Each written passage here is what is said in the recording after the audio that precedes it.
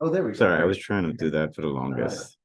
Thanks. We want you to, act to support others. Other terms started to come up, and in international scope, the distinction of those three groups, not non-governmental organizations, became kind of a catch-all.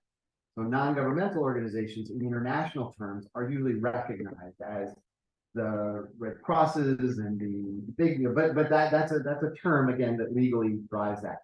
In the United States, the term not-for-profit is a specific type of an organization that you have to apply, and by doing so has certain tax implications and regulations. You have to do the whole thing there. Here in the Bahamas, not-for-profit organizations were a type of, before 2019, were a type of company that you could register and incorporate under the Companies Act, and it was recognized again as having this distinction. But the concept of what a not-for-profit is in the way we're using it, I think falls that each of those three words have a meaning. Oh, and I'm sorry, and then civil society is the all-encompassing term that means not-for-profits and associations and churches and unions and anything that is kind of assembled associations in the community, civic groups, all of that, the groups that are not structurally driven by government or tied to businesses, although even those business associations and things might fall into civil society. So there is some overlap and some gray on that way.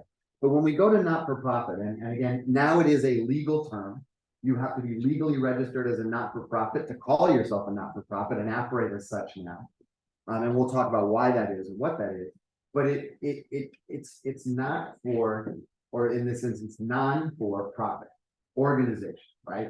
So we know, and we talked a little bit in what the driver is. It's an organization that's mobilized not to turn a profit for an individual or a group of individuals. Not that the organization can't drive a profit.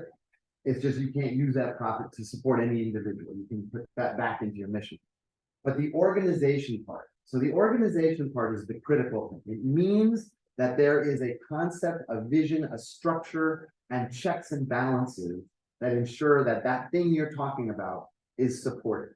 It means that there are some rules. It means that there are some understandings that are common that define all of us. Later in our sessions, we'll have a chance to think about how are we alike and how are we different in our organizations, even in ourselves. But organization speaks that there is an intent, there is structure, and that there are some binding mandates that have to be established. So that is a long answer to a short question. But that is that. No, it's because we've been operating for quite some years, and at first it was just the idea of being a charity, right? Because the NPO thing didn't even exist, right? You know what I mean? And so that's why. Yeah. Well, and so that this is the legal definition, but as we all know, in our scopes of the communities that know us, the people who fund us, the way we're referred to, any one of those things they will call us. And if they're potentially going to support what we're doing and we like them, we will let them call us any of those things. They're fine. But for our purposes, we now have this. So the story on the act is that Civil Society Bahamas back in I think it was 2015, took effort to say, we know we need better regulation. They looked at what was happening in the region and internationally, and they actually took the effort to put together a draft bill that was a civil society organization bill. And they spent a lot of time circulating it among folks. You may have seen it, you may have commented on it, you may have had a chance to look at that. And then they brought it forward to government multiple times across multiple administrations. In 2019, the Financial Action Task Force, which is a section of the World Bank that looks around and ensures that international companies are doing things in ways that minimize the capacity for terrorism financing and money laundering, came up with a series of recommendations. One of their recommendations was that not-for-profits potentially pose a risk for terror finance. Now, that is absolutely true in certain parts of the world. So you look at places like Syria or Democratic Republic of Congo, or places where there's lots of political issues, that is absolutely true. It does exist, and there are mechanisms and instances where that has happened. But in a lot of parts of the world, that is not proved out.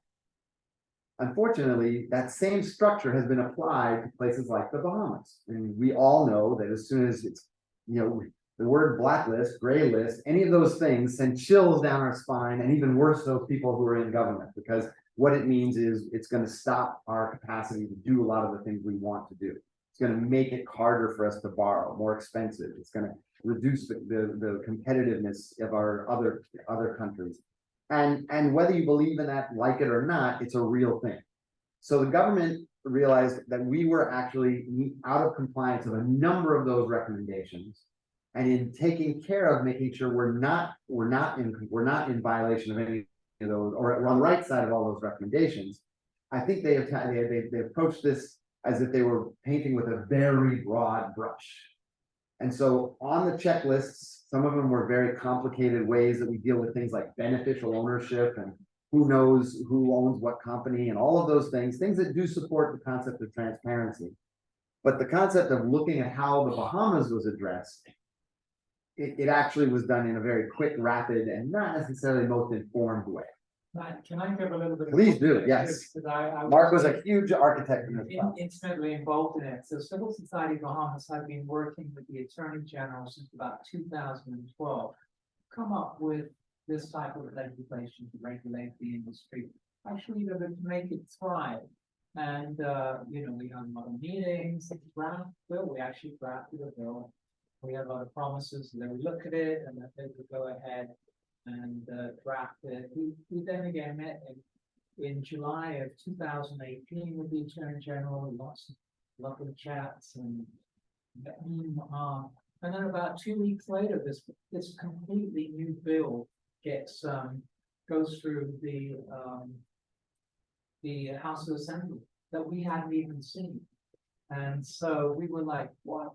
We'd be talking, with the Attorney General to have this sort of comprehensive bill that would strengthen the sector, make it thrive, and suddenly we see this bill, which is just, when we looked at it, it would have destroyed the sector. It had such high levels of compliance. Just the registration document was something like 45 pages long, and so we went back to the AG and said, what the hell's going on? Here's we did a very detailed analysis between the two documents, showed how our bill was actually more beneficial, and we addressed some of the areas to make, to re-energize civil society, because where they came from was from this FATF, this task force, which was very prescriptive. It was, very regulatory, but it had really no concept about the sector itself and how it could be sustained. And so, despite that conversation, it passes through the House of Assembly, and we're like, what? And so we put luckily we had all our information ready, and we lobbied the senators, and the Senate actually kicked it back. And I think this is the first time in our history since, it's never happened since, that a bill that had gone through the first house was not backed by the second house and had to be rewritten. And we worked with the Attorney General, and we in turn admitted that 90% of our recommendations that we incorporated.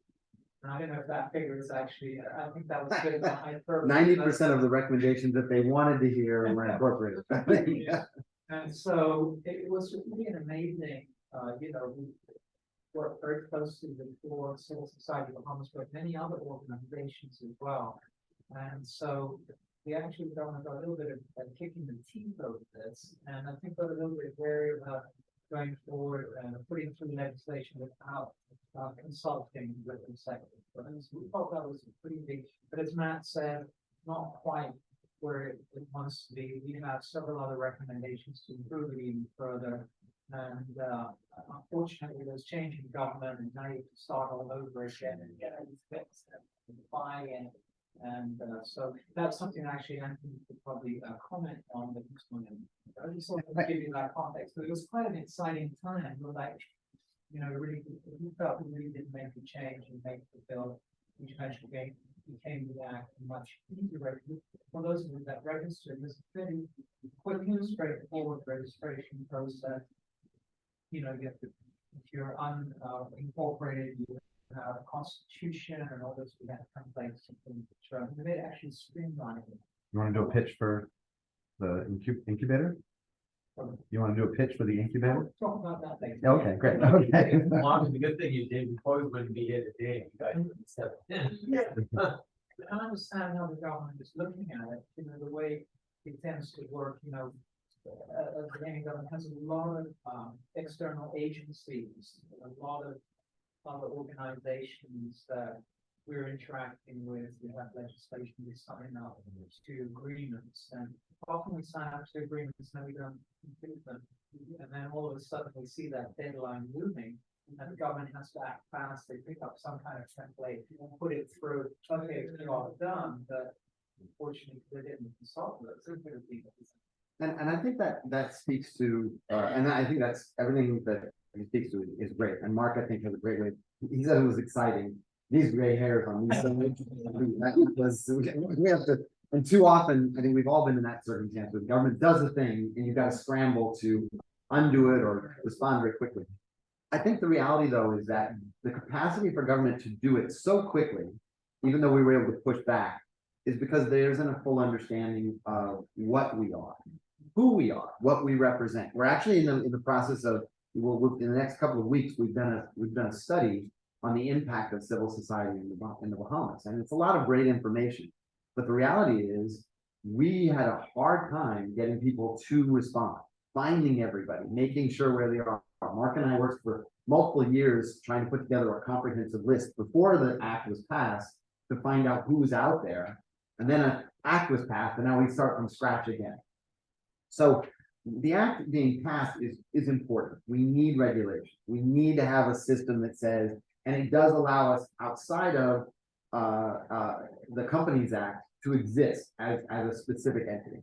But when you look at the act, it still is tinged with ways that government minimizes the liability of our potential sector and doesn't necessarily incentivize the growth of our sector. So the way that it was comprised is that it was really super restrictive, and not just we, but other groups pushed back. And the reality is, and I'll show you how, other groups push back better than we did. And you can see that's in the law. So when we talk about what the act is, so it was passed in 2019, came into force on the 30th of August 2019, as opposed to the Freedom of Information Act that was passed in 2017, and still to date has not come fully in. So they were not inclined to let this sit because the FATF were things they had to report back to. And again, the point was they wanted to ensure that NPOs were operating in a transparent manner, stuff we would fully agree with, and are not engaged with activities which constitute an identified risk. And I'll talk about what the risk was. But they're defined right now as a body of persons, whether incorporated or unincorporated. So you don't need to be incorporated, but a particular note is that many groups that were incorporated under the Companies Act or need to be incorporated because they have some sort of a fee-for-service process or they need to be able to operate in that mechanism, they still maintain that incorporation, but they are now due and bound by the regulations, we're also related to FATF, that have now been applied to businesses. So if you're incorporated under the Companies Act, right now, you still are bound to renew your license and go ahead and report your beneficial ownership. And if you don't, they will come back and they may potentially freeze your accounts or your dues. So you're a not-for-profit working in the community. Your beneficial owners are who? Right, it's like you've already got a list of your board members, you've vetted those, you're out there every day feeding folks in your community, and you now have another level of reporting and requirement. It is, again, not necessarily really speaking to the nature of what our community is. So established for the purpose of promoting public policies or objects that are religious, charitable, educational, scientific, environmental, historical, cultural, fraternal, literary, sporting, artistic, athletic, promoting health, or whose growth annual income or any part thereof are applied to the promotion of these objects.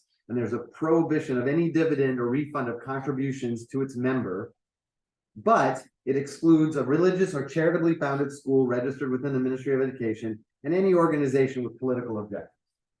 So in the law, the first thing they did was say political parties don't have to be bound by this law.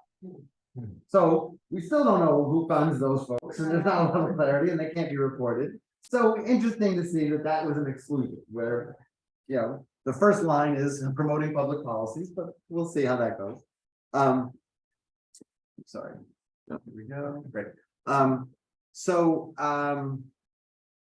There a way to go down? What did I do this?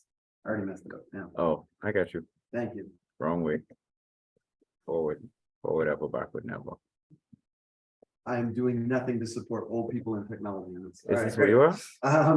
So think about that whole long list of what they said was included as a definition of not-for-profits. It's everything, right? Everything in the kitchen sink.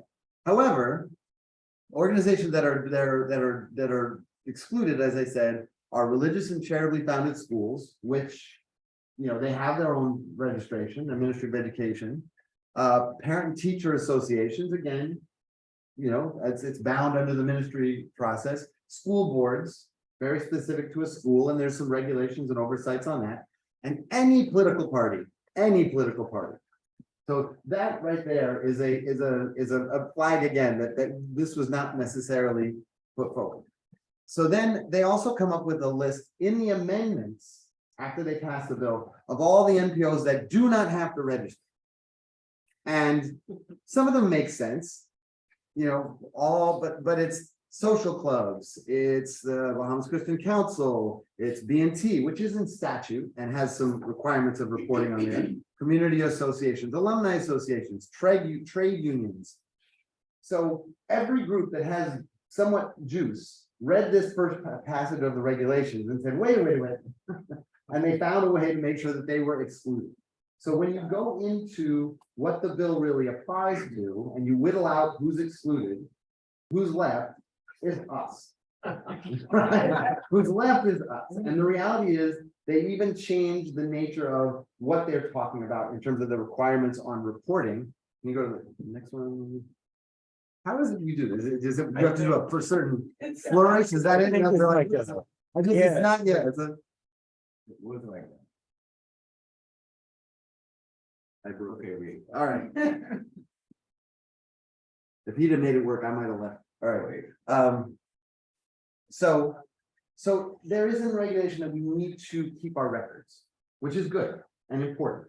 And from our sector, what it tells us is too often, those of you who've been in the sector for a long time, we all kept them in binders. We probably still have in somewhere we have either in our home or if we have a location, we have a filing cabinet with drawers that probably don't work so well, and there's books in there that say who that member was in 1986 that did blank and came to your event, right? We hold on to those things. That's not an issue that we have, but what this does tell you is it's probably time to make sure that we're digital. Because those records, now government can request those records. It is good that this is not something that has to be driven where we have to report every year, because we know our sector is not quite there. But the way they kind of got through that based on our negotiations was that you need to be able to produce those records if we come and ask for it. So part of it is meaning that there should be a basis of risk. If something has happened and there is a concern, we should be able to go and gain whatever those records are. So the records that we look for talk about what our purposes are, our activities, the people who control and direct our activities. So there should be a board should be well established. The act does speak to that. And when you have registered or will register, you know that you have to identify not only who is going to be the person that makes those financial decisions and ultimately the vision for the organization, and they have to have documentation that is accurate. So it's good. Who those directors and trustees, if those are something that your structure has. But they also enter though, the records need to show and explain your transactions in enough detail to demonstrate that its funds have been used in a manner consistent with its purposes, objects, and activities, and show the sources of your income so that your position can be determined with relative accuracy. Meaning that if you're having somebody who keeps the books and they say that, well, we only get about $25,000 a year, but the person that is employed somehow just got a brand new Lexus, there may be concern. These are the types of things that it's important to look at that. However, They also made a segregation, a separation, which is, we understand why, but it has implications. They make a differentiation that below $75,000, you don't need to do this. And above $75,000, you are required to do it. Which there is a logic to that. As a larger organization, we really hope you would have to make certain standards. All of these requirements should be something that you do. The smaller organizations, because we do have a lot of small organizations. When we did our study, we came back to find out that people's average budget was like $25,000. So there's a lot of volunteer-driven organizations, and they're just getting funds to be able to do the operations in their community. They don't have a lot of expenses or resources. We see youth groups that get together, and they just need funding because they can do it out of a community center. That is not that. But it's then almost incentivizes groups to stay below this radar. If I've got a budget that's 50,000, if I go up to 25, I've now got to get into involvement of this. And we already know that, say, in our private sector here in the Bahamas, about 20 to 30% has been estimated of people who have businesses, a little side gig, and they don't register. Why is that problematic? It's problematic for two reasons. One, when we talk about a standard, which we believe in, it means that there's a very small group of folks who are really being bound by a standard. And the reality is the bad actors can happen at all levels. But more importantly, I think, it doesn't show that needing to grow this sector should start at the grassroots level.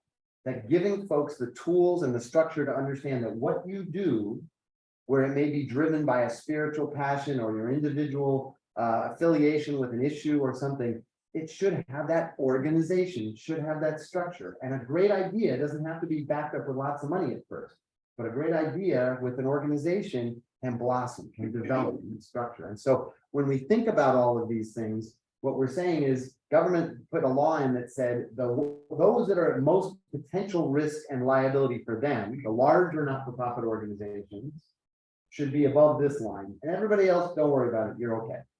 Which makes it easier for you in a small organization, but we also realize there can be a middle ground between them. We want to incentivize organizations to flourish, to thrive, to go further, to build and build their places. So the law doesn't necessarily, the tone of the law doesn't necessarily speak to that. The records, how long, by the way, just so you know how long you're required to keep those, is 5 years. So your records, whether they be digital, and there's some really great free digital software stuff out there, or we use QuickBooks, which is very compliant, all of those things, it's important to take advantage of them. But also in the case, and we saw this with folks in Abaco and Grand Bahama, when they got hit, those paper records were gone. So digital is a great way to ensure that we're going forward. Similarly, those small organizations, if they start to keep records, when they get hit by something, they are also potentially the most vulnerable. They're the least likely to be able to survive a big external hit. And if they have electronic records, if they have standards, if they have these things in place, it helps them to be able to not only access money to rebuild, but also look at how you can measure yourself going forward. Yes. No, okay. Don't tell the American Corner I broke their stuff. So what happens if I don't keep financial records? I should have highlighted this, but summary conviction to a fine not exceeding $10,000. $10,000. Let's say you're one of those organizations that just crosses over 75,000. You can't afford to lose $10,000. And so that's particularly harsh penalty. When you look at other laws, I think the public disclosures law, which means if the government officials don't follow and go through the public disclosures law, I think their fine is like $5,000 versus a small not-for-profit garnered to work and do whatever, and they just don't have records. So it is, again, incentivizing, saying you must follow this law, and it's not written with the nature of our organizations in place. The registrar can require you to produce your records. They have to give you a reason why. They also, though, are exempting certain NPOs. So not-for-profits that don't solicit funds from the general public or get any concessions by any statutory body cannot be compelled to have to bring their records forward. NPOs that have their management as a bank, so the bank is your financial or financial oversight entity. If you, and here's an interesting one, NPOs that are non-denominational or standalone religious entity, and that they maintain that their bank records and their accounting statements are overseen by their membership. They don't have to show that, they just have to say it.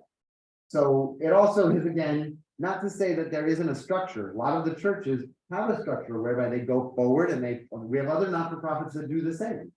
Every year they put forward their accounts so that their membership can see it, vote on it, decide on it, approve it, and it moves forward. So if it's not clear as to why it applies in this instance, but not others, but it's the unevenness of it that I think we want to look at. What's being applied to the sector should make sense. We do believe that there should be transparency. We do believe that there should be accountability. There should be standards. And if it's being done in one way, then it does need to be done in another. But you can't also give people loopholes, because that's when black eyes will happen for the sector, and that will hit all of the other groups that are actually doing what they're supposed to do. So when you're looking at a law, it should be that it's clear, it's easy to follow, it makes sense, and it falls through in terms of that. I think I'm gonna zip through the last one. I think I did this one already. Oh, sorry. Go back. Sorry. An identified risk. So an identified risk, this is what is presented. Any act that involves corruption, cyber crimes, human trafficking, money laundering, proliferation of financing of weapons of mass destruction, terrorism, or financing of terrorism, or such act as the minister may prescribe by order under the Proceeds of Crime Act. So any deviance on the wrong side can be described within this. But the nature of our not-for-profits, I don't know that money laundering, cybercrime, weapons of mass destruction, terrorism, or financing of terrorism fits our particular profile. So again, the nature of the law maybe is being written to make sure that this doesn't develop here, but it speaks to a law that applies to somewhere else. We are bound by this law. So every one of you who has registered this is your law. This follows you. This is what you're being driven by. Is there anything in the chat that you have to respond to? Okay, great. no, Okay, I got that. great. Okay. Next one. Okay, so this was that differentiation of who's exempt. I think I did this one already. Sorry. So all that to say, there are some issues. One is we still have organizations that are bound by 2 levels of registration because there is not a sufficient business model that has been created for not-for-profits.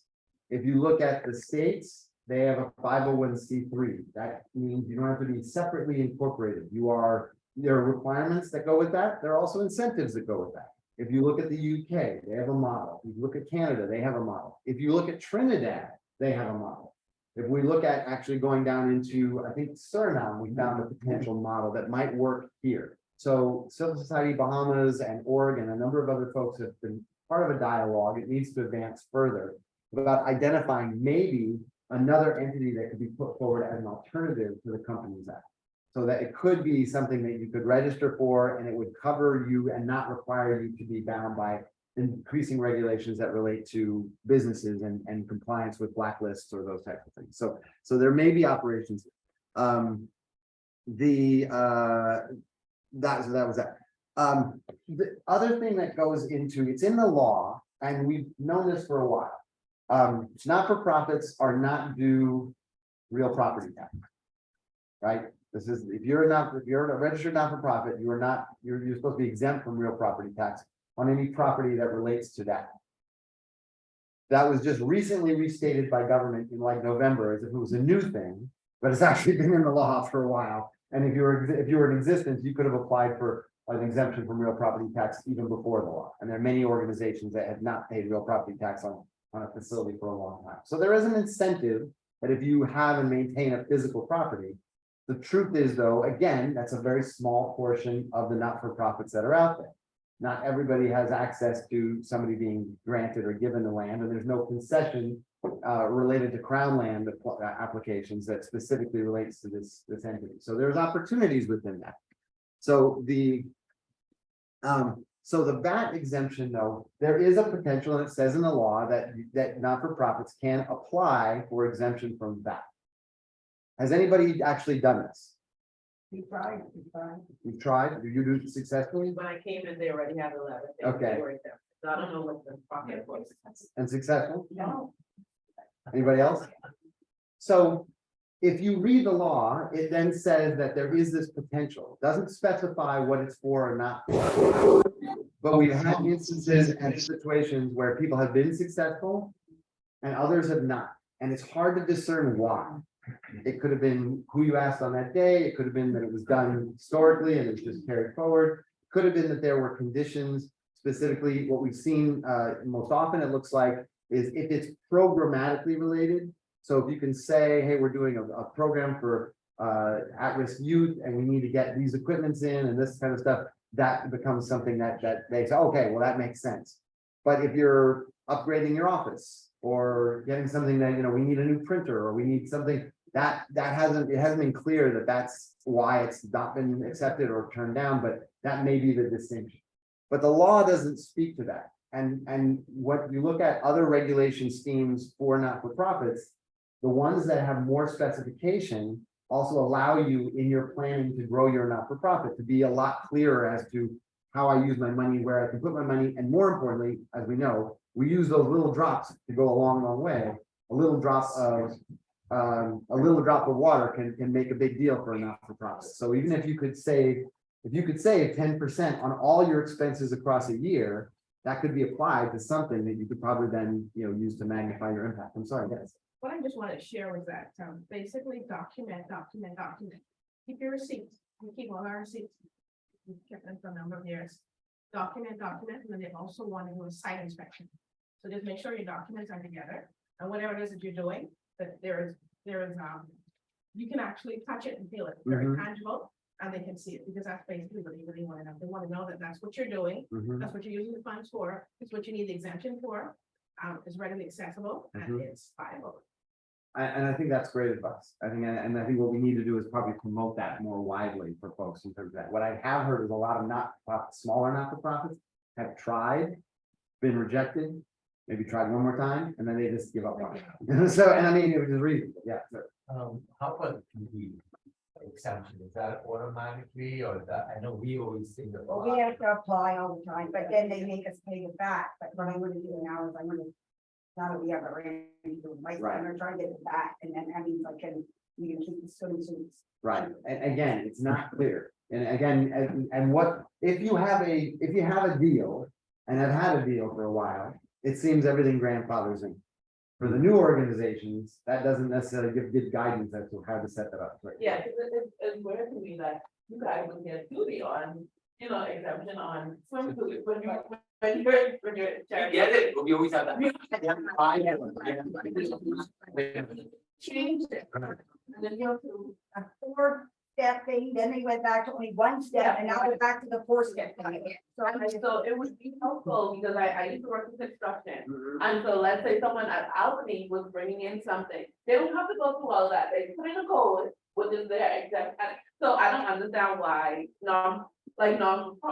non-profits, or you get a code for educational supplies or swim gear or snorkel gear, and that applies to your. Because you've now been vetted, right? So the distinction is you got the registration, so you met the criteria. Right. To have to ongoingly prove again that you met the criteria. When you now have a registration, there is great capacity that once it's established, you can utilize that in a way that recognizes, hey, we're doing X, Y, Z. It shouldn't be that you're a not-for-profit, but somehow you have to keep proving you're a not-for-profit, right?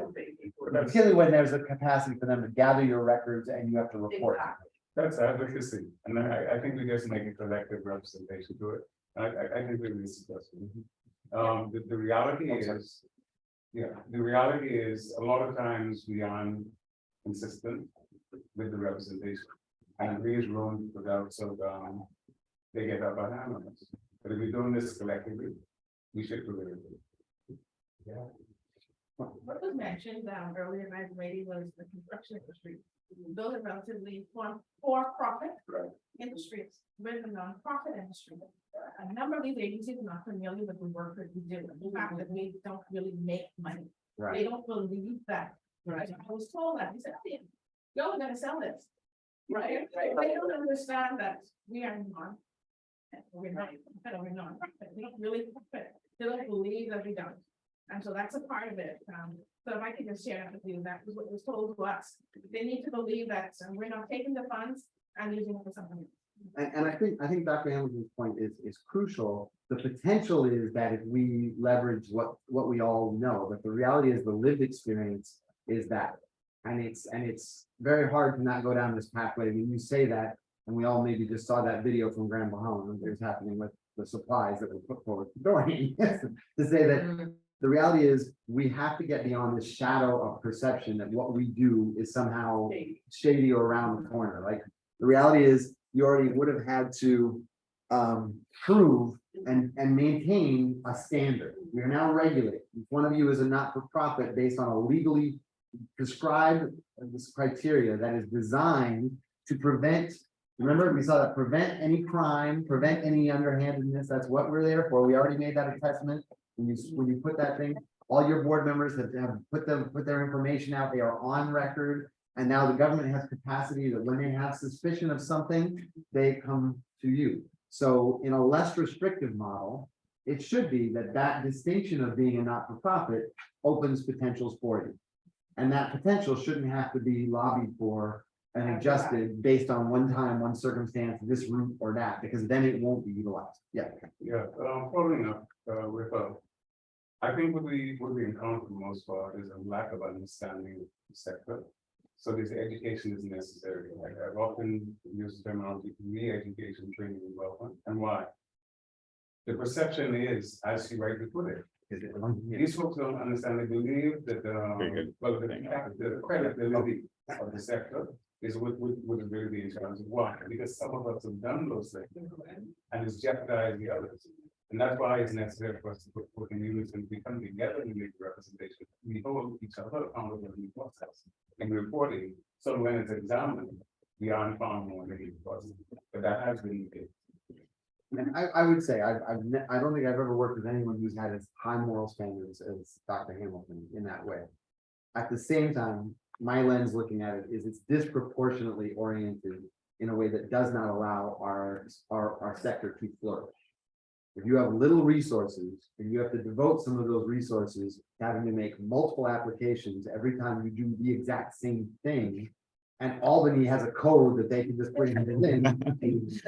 They're the ones with a little more extra time and energy. It's just like, so it requires understanding, it requires advocacy, but it also, more importantly, we have to understand that there's a need here. So the subsequent exchange that we need to talk about our different experiences doesn't currently happen in a natural space yet. So part of, and this is a long setup for this whole cluster discussion we'll have this afternoon, but part of the setup is that if we organize ourselves in a little bit of a different way, it facilitates these types of issues, not being one that there are 18 different solutions to, but more that there are 18 different people who experience it and one solution that's put forward and results that come from it. Like, that's the capacity we can gain to.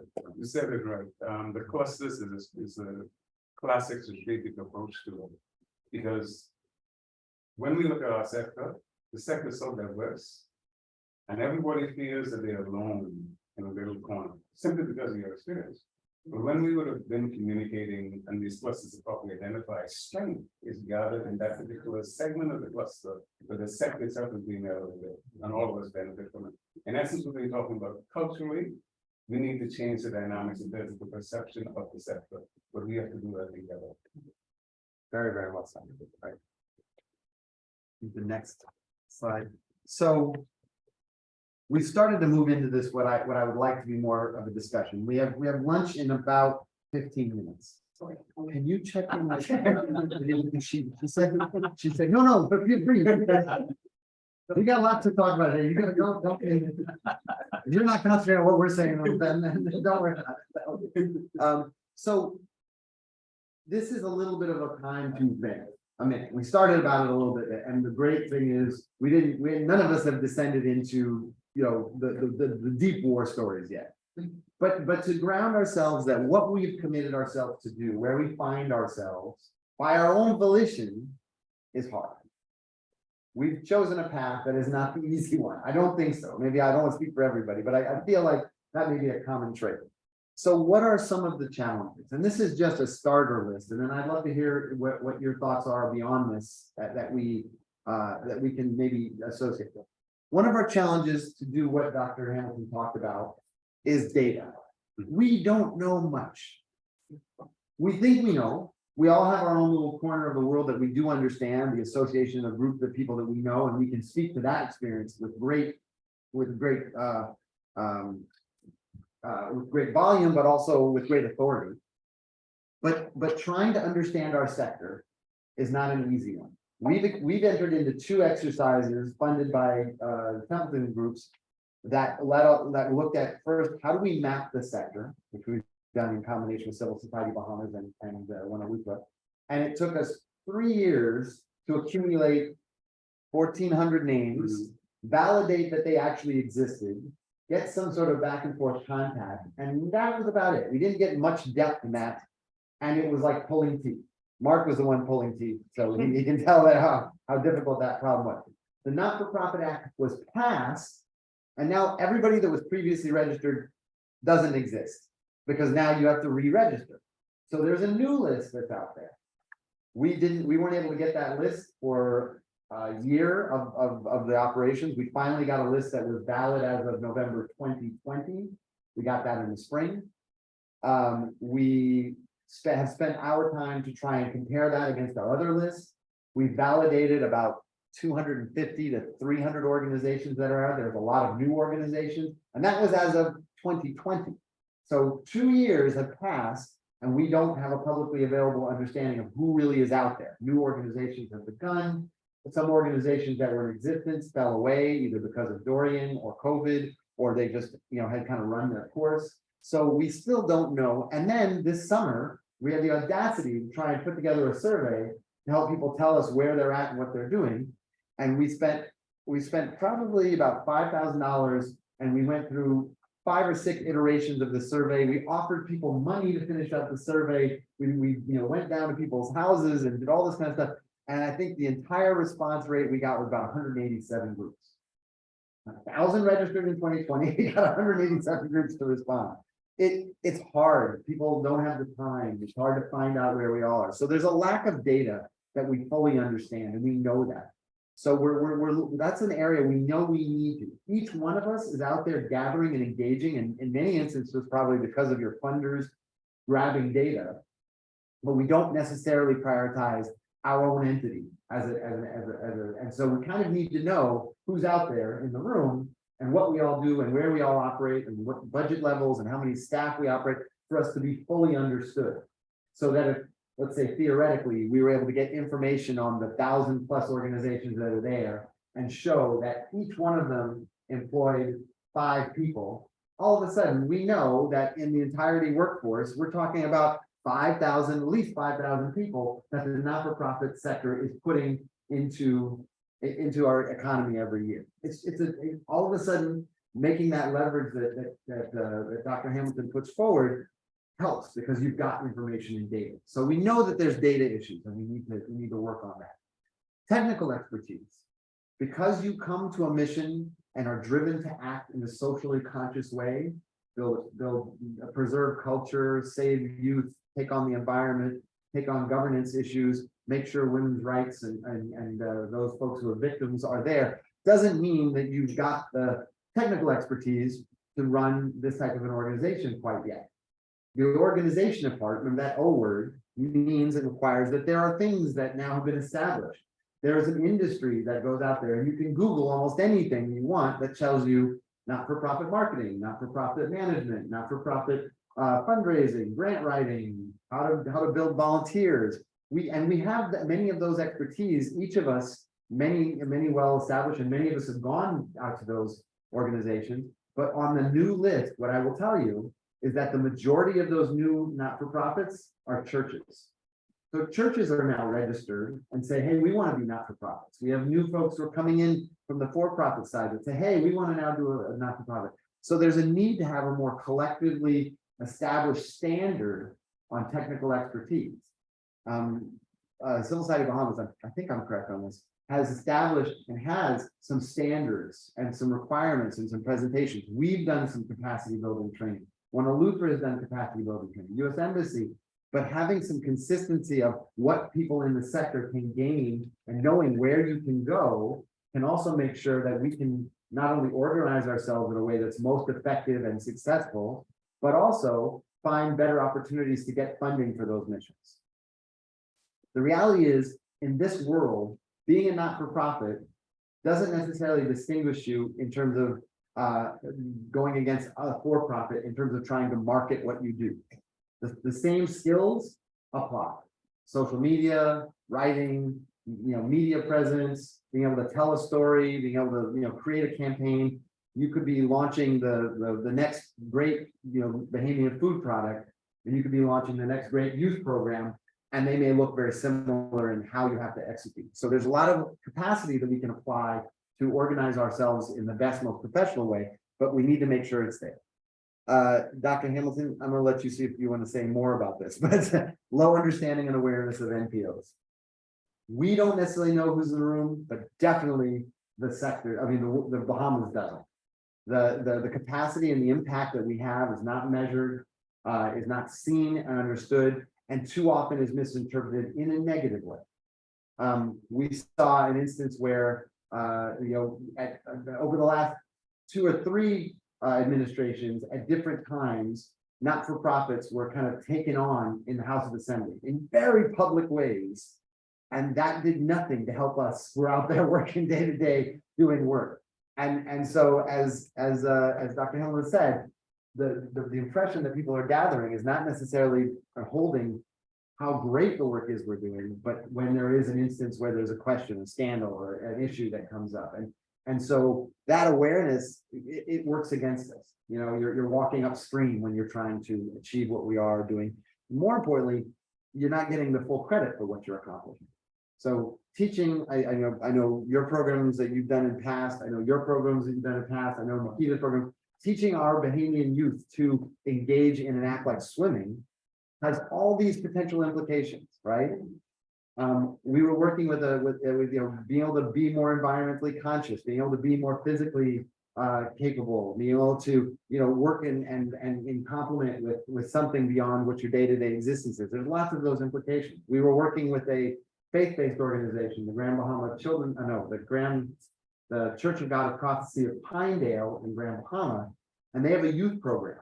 And they saw kids that went through that youth program, their rate of graduation in high school was quite significantly higher. And more importantly, they saw that those kids then went more often were to complete college. So when you can say, well, teaching a child to play the trumpet allows them to become a productive and incredible, powerfully member of the community, look at what that distinction is differently, how you can position it, what you can say about it. And we don't look at that and measure that. So understanding what we do is incredible and getting better understanding. Dr. Hamilton, there's a lot we can say in connection with that. Fundamentally, we are talking about, as I mentioned, re-education training development earlier. We ourselves in the sector need to have a better understanding. We're talking about the contribution by NPO CSOs to GDP. All right. If we were to measure the kind of contributions made to GDP by the NGOs, it would astound all of us today. If we really got the information. And so the data aspect, all right, going back to the data situation, but I want to go, as Matt was sharing about this now. I've been privileged to work with a recent exercise in the Bahamas High School diploma. And it was many of you to be aware of that the average person won't have that understanding. You have to be engaged in order to be appreciated. There's a criteria to qualify for the Bahamas High School diploma of the volunteerism. And there's some challenges throughout the nation with regard to students qualifying with that particular criteria. Imagine that. And we can help that situation. We can actively engage that process and have our students throughout the country not only NASA centric, because that's another challenge we have, oftentimes we perceive it being NASA centric. That's not the case. The NGOs, as we know, throughout the neighborhood of the country, whether it be 2 persons, 3 persons, a small group of persons doing some things together, it's being done. But with regard to that understanding, all of these things in a practical way, the contribution Matt is making earlier, there's some fundamental things in business that we engage, but we don't recognize it in that way. In order to do this successfully, you have to engage those. So, understanding it, I made a note here, high school diploma, right? Fundamental in our work is in the best interest of the citizenry and residents of the nation. That's a fundamental thing, because you're actually seeking to engage things that are going to benefit. A simple as playing the trumpet and working your way towards getting a scholarship to go to school, music, but sports is the same thing. And I know Mr. Knowles, Andy, those, Andy's been contributing for years. All right. And there's so much more that can happen if we're working together. Because now the cluster aspect, I don't want to jump. No, go. With regard to the clusters, if we organize the clusters properly, we're going to get better deliveries out of them. Fundamentally going to do. You know what that puts us in a position, the very questions we're asking about how recognize how many has a code. We can do the same thing. We can exceed what those others have done. But it begins with us working together and taking responsibility for it. All right. And when we do that and we master those clusters, you'll be amazed what's going to happen in this nation. Particularly in the context of us celebrating our 50th anniversary this upcoming. We have a window of time right now, makes it so critical for us to do what we actually speaking right now. Right? And all of us are going to be happy and benefiting from it, should we do it. However, on the reverse, if we don't, we're going to pay a serious price for it. I'll end it by saying this. During the Oregon and during COVID, NGOs from around the world contributed to us. We can better contribute to ourselves and likewise contribute to the world. We can do it for the nation. There's all kinds of other things that are in the problems, but it can impact our family islands. It can impact our region, and we can impact the world. I'm not guessing at this or telling you something that cannot happen. It can happen. We have to do it together. That's the bottom line. And you know, I said we're going to stop because I like it. If you go to the preamble of our Constitution, all right, I like to say it this way: if we go back at our preamble of and the Constitution of the Commonwealth of the Bahamas, a lot of us will be shocked because we missed a lot of things. But you will be better galvanized in this nation and making the contribution that you deserve to make this contribution that all of us benefit from. If you went back and take another look, and I'm going to challenge you right now, go back and look at the preamble of the Constitution, Commonwealth of the Commonwealth of God. Go back and do it. That's a challenge. You won't be the same. I tell you, I promise you that. The course does have a little homework, so you got your first assignment. Yes, go ahead. Yeah, I just say that I missed the data part, but I can say that we have been gathering for 15 years the data of swimming, okay? And we actually have empirical data to prove Yes. that 97% of the Bahamas does not know how to swim. Okay, now you can, so because up to that, what you just take a random figure, but it's true, okay? And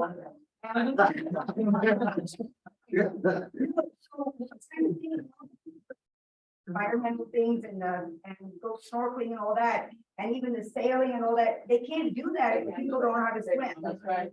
And so we have been gathering that and keeping track of it, and we have all the records, even the organization, Swim America, we've been helping them because the primary school students that we teach, they are like raw students. I mean, that's like raw learn to swim kids. Okay, so we know what they have to do and we know how we have to improve it and everything. And so it's good to know that. It's also good to know that 97% geographically the Bahamas is water. So we have the balance of non-swimming.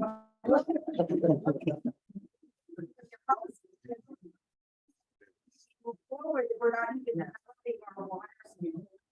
I'm just saying that's the data that is available, and So it's a fact Yeah. for people to know and you can't argue that. And leveraging. So that, and I think that's great, and we've had that experience of there's groups that are being just wonderful, thorough data gatherers. Which funny, we actually had an instance, I think we were at that meeting maybe a couple years back when the folks from the UN SDGs came forward. And they were struggling with the fact that the government Yes. couldn't gather data, and they were looking at our sector and saying, could you be the folks out there gathering data? There was no money to it, but they wanted us to be that. So the reality is though, I just want to say, the power of you being able to say that data of 97%. And then looking at what's our level of non-communicable diseases. And the health thing, right? And the groups that are managing that data. Yes. And what does that mean in terms of the importance of engaging environmental change? And the behavioral economics related to It's this simple. and putting it. So if we collectively had access to all of our data and did it in a way where we made these iterations, instead of even addressing the one issue, we tie in all of the related components. What is the percentage of women and levels of esteem and being able to, be able to build yourself through a physical activity? What are the available funds that are out there to be able to tap into to provide scholarships? I mean, where it goes from, all of those things oriented to this, having a good pool of data and then be able to match it with other good pools of data. And see, the other thing too is we even like monitor the kids' bathing suit size. Yeah. Okay, because we know how much we sell and everything like that. So if you're selling like so much percent, like 36, which is big, you know what I mean? And you could see that if that percentage maybe drops. Yeah, right. To be like a normal primary school size, you can see maybe that you're helping with this, and all that, so even though that is not really, but that's a stat that we have on even our student side. So I want to segue into that, and that'll definitely be part of our conversations later. Just to make sure that we're kind of touching in with, those last two. Oh, sorry. So the cost and ease of doing business. This is something that I think we need to kind of take a deeper breath on and realize that for the business sector, they've already realized that this is challenging. But what it costs to operate, how it costs to operate, and what it costs to push forward is a significant and growing issue for our sector. And so as we deal with as growth in the sector, we're going to need to figure this out and how we do it. So the hint is, this is a big reason why clustering makes sense, because groups coming together and Stefan talked about it. We don't have an insurance plan that could support folks who work in a not-for-profit. So if you choose to be a part of a social cause and give up your own time and take less of a salary to be able to do that work, doesn't it make sense that we want to take care of your health and your long-term benefits and those types of things? Again, things that might make sense just haven't been applied because there's not a lot of awareness. We haven't advocated, we don't have the data for it. But managing through this when COVID stopped, particularly locally, revenue, all of those folks who are depending upon the local corporation to help out, they got hit. Right now, the crypto markets and the inflation and what's happening in the war, anybody who now is a part and gets support from a big foundation, when we're in this space too, they said, we still love you, we still want to fund you, but not as much. And it's not that they don't have the intent, it's that those things aren't there. So things that happen mean that we've got to figure out how to be creative in doing that less thing. Remember my statement before, we've got to get to a point where we thrive. There are times we do need to survive, but that shouldn't be your operational model. Your model is that we should be, so we're gonna have to figure out how to collectively manage this. Access to resources, and this, I don't even think I need to say that for anybody, but funding out there is, as many not-for-profits as popping up, there are not that many big funders that pop up simultaneously. So we become more competitive against each other. We finding who those folks are. At the same time, I promise you, just as strongly as Dr. Hamilton promised you, I think he agrees with me, there are more funders out there than we know, than we have tapped into.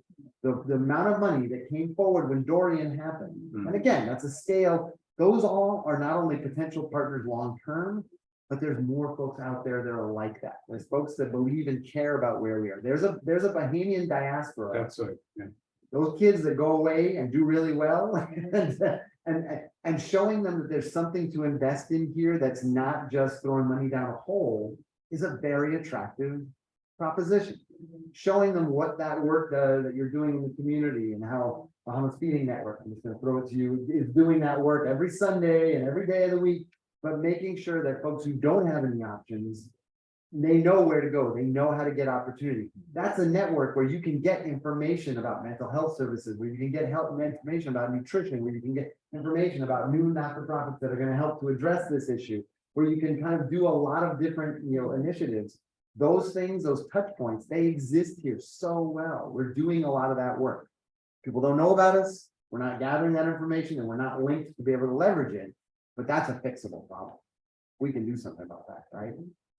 Is there anything off the top of this that I may have missed that you feel like, and it doesn't have to be, big picture, it could be the day-to-day thing that you're struggling with, but is there anything either for here or folks who are online that you feel like we should also add in, or, just want to make a comment on it? This is an open space, yes. Basically, I found that starting a nonprofit is kind of difficult, especially when you don't know what to do. So it would be good if a document is created to state which government organization you need to go to do this particular thing, Mhm. how, why you need to do this, how much you need to pay for this, Mhm. incorporation, all of those things. So it was an outline to get started, very good. It's available. Um, In two, actually, so specifically, Silver Society Bahamas and Guadalupe both have, and I think we may even have on the website, but both have a template that's been put together that gives some description about what that is. So there are, but I don't know that everybody knows that, Yeah. and so it doesn't help. yeah, but the key here, as she's saying that though, Mark, is education. Mhm. We can't run away from it, it's education. And a lot of us know some things, but there's still other things that we learn in the process, because just as you have unique organizations and unique scenarios with respect to your organization, there's some common fundamental things that all of us need to do. And I think, our experience was being an established organization and then just having to apply for this new thing. It still took us about a year. And I've heard some organizations that are still a couple of years from submission that haven't heard the response back. And even the process of applying, even though it's outlined, it's not always necessarily easy to do. If I might cite something, I was just dealing with a matter yesterday. We have some situations where a person started entities. And they went certain pathways because they were advised to go certain pathways, so they went in a direction that they needed to reverse. Or they get started over, and they were advised, but where the advice came from, because I'm careful with how I say this, all right, and I think some of you may have the experience. This is why we need to be working together. All right, so we don't run into those pitfalls, because the pitfalls end up disturbing all people, and they end up scattering simply because that's the way they started. But when you get your foundation laid properly, you can build on a foundation, right? So some persons went down a particular pathway, misguided, and found themselves down there, and it was frustrating, very frustrating. And I'm simply saying that to say that the process is a clear process. What I referenced yesterday is an NPO Grand Bahama that reached out to us, they were for reach out to assistance because they sent information in. The information they dealt with, then communication is a process that needs to be had, and sometimes being able to connect with the information is a challenge. But I was assured yesterday that those things would be answered, and I'm simply saying, if we're talking to each other, we don't have to fall in the same pothole that others fell in, and that's what we need to do. You gonna say? Oh, Just sorry, yes. what I wanted to add to it as well, is a term called too much information. Mm, Your eagerness to sell your product, to lay your foundation. I mean, because we all know, we're familiar with building, there's just so much that you add to your concrete base. Your cement, your water, you have to know your portions in order for you to get the right mixture for your foundation, your certain foundation. And so in your eagerness, and I experience that as well, because I'm a long-winded person, so I compile the life information. And I like graphs, and I'm familiar with counts, so I like stuff like that. And then you find out that your portfolio becomes thick. And when you give too much information, it places yourself up for scrutiny. And so you just want to be careful to answer the questions that they ask you. You don't have to show off and be so detailed. They want to know the last another question, they'll Right. part B or C. So if they ask for A, one question, you just give them, if it's a yes or no, yes or no. If they say explain, then you jot it down, points. You don't have to give a paragraph and examples, etc., and pictures if they're not asking for. So too much information sets you up for a lot of scrutiny. And like Dr. said, it sends you in a different direction. So you may start as a trust or a foundation. You may want to be an association. You want to just be a club, or you may want to really spend a lot of time. Like I mentioned in another forum, your NGO or your NPO may be a short term or medium term. It may just be a cost, a one-term thing, one-time salaries, so to speak. So just be very careful, because whoever's reading your information, they don't care about it, it's their job. And so then therefore, they're not interested, or they may be interested and they may be into the fit. So that's another thing that we'll talk about later on, in terms of copyright. So just be very careful with TMI. You just give them what they're asking you for. That's it. And then it's just straightforward. There are no clouds, it's not mud, and then this will pass it, because that's all they ask. It's fine. My background is as a social worker, and I have always the greatest admiration for accountants and engineers, because they make it make sense. There's a reason why you do this, you're methodical, you put it forward. All of us who live in the systems work, and that's very well said. Worry about me, because that's all I give them. That's great. That is great. Information on training session, oh, yes. So the question is there more information on training sessions, how to establish foundations, how to support children's organizations and activities, among others? And the reality is, there are all of those opportunities, and there's a lot of information up there, but it's not organized in a way where it's easy to access. And we don't do enough collaborative work to be able to say, oh, I have a thing, I have a thing, I have a thing. But bringing it together today, yes, we can try, if there's anybody that would like to send information or give information, we can make sure that we have each other's contacts as well. Start to build that. As we increase our human resources, one of the things that we found also is, we want to hire more younger people, but we're not sure like what the salary scale is. So salary transparency is a big thing, because we don't want to lose these. Let me tell you, when we put out like a job description for someone that can swim and teach, maybe 5 meet the criteria. When she says 97%, so maybe they can, or maybe they can do both. So it's very difficult. And so it would be, so when we do find those people, we don't want to lose them for maybe $1,000. Like, so it would be good if we have like a salary transparency, so we can see, all right, yes, you guys are on, we're paying on trend.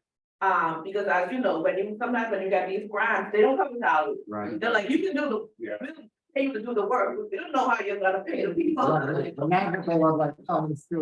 we wanna make sure that we're, and so salary transparency would be awesome. Right. I don't wanna know how much you're making, but I wanna know how much someone with this So, description would make. Yeah. So salary Super is important. an HR issue. Right. And I mean, anybody who has run one of these organizations, you realize once you hire 1-2 people, all of a sudden there are HR issues. Who's wrong? You got this, there's a thing, you gotta figure out managing volunteers, there's no easy thing to do. So figuring that out and sharing that resource, I think that's a great one. We're getting the signal for But lunch. we are now, and we thought we were having lunch next door, but apparently we are going to the actual sit down, the fancy people to have lunch today.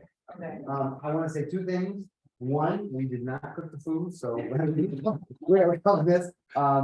2, we will understand that we were able to, because it's the first time session, invest a little bit more in this. We don't know if we'll continue this level of dining every time, so we will try and do what we can, but there may be a few times we're eating some pizza or some box lunches. But more importantly, that we're joining in fellowship and sharing food. Those you're more than welcome to take. US Embassy printed those a number of years ago. We had a stash that we felt like this would be good. Some of it may be a little dated, so there's references to presidents that are, passed and passed on. We apologize, but the data on how to and how to organize a not-for-profit within it is still that. There's, I think, one or two more over there, and One here. so feel free. So here's my final plea. We know that once you've gone and had lunch, there's a tendency to float off, float away. I would hope and ask that we try and stick it out throughout the day. I think we won't be able to end way before 5, so we'll give you some back of your afternoon. But I think the conversation, given how it started, will be incredibly important, dynamic, and I think we'll all get something valuable out of it. So let's make our way to lunch. You locking the store or? They will lock the door, I think, yeah. So I think you are able to leave your stuff here. Okay,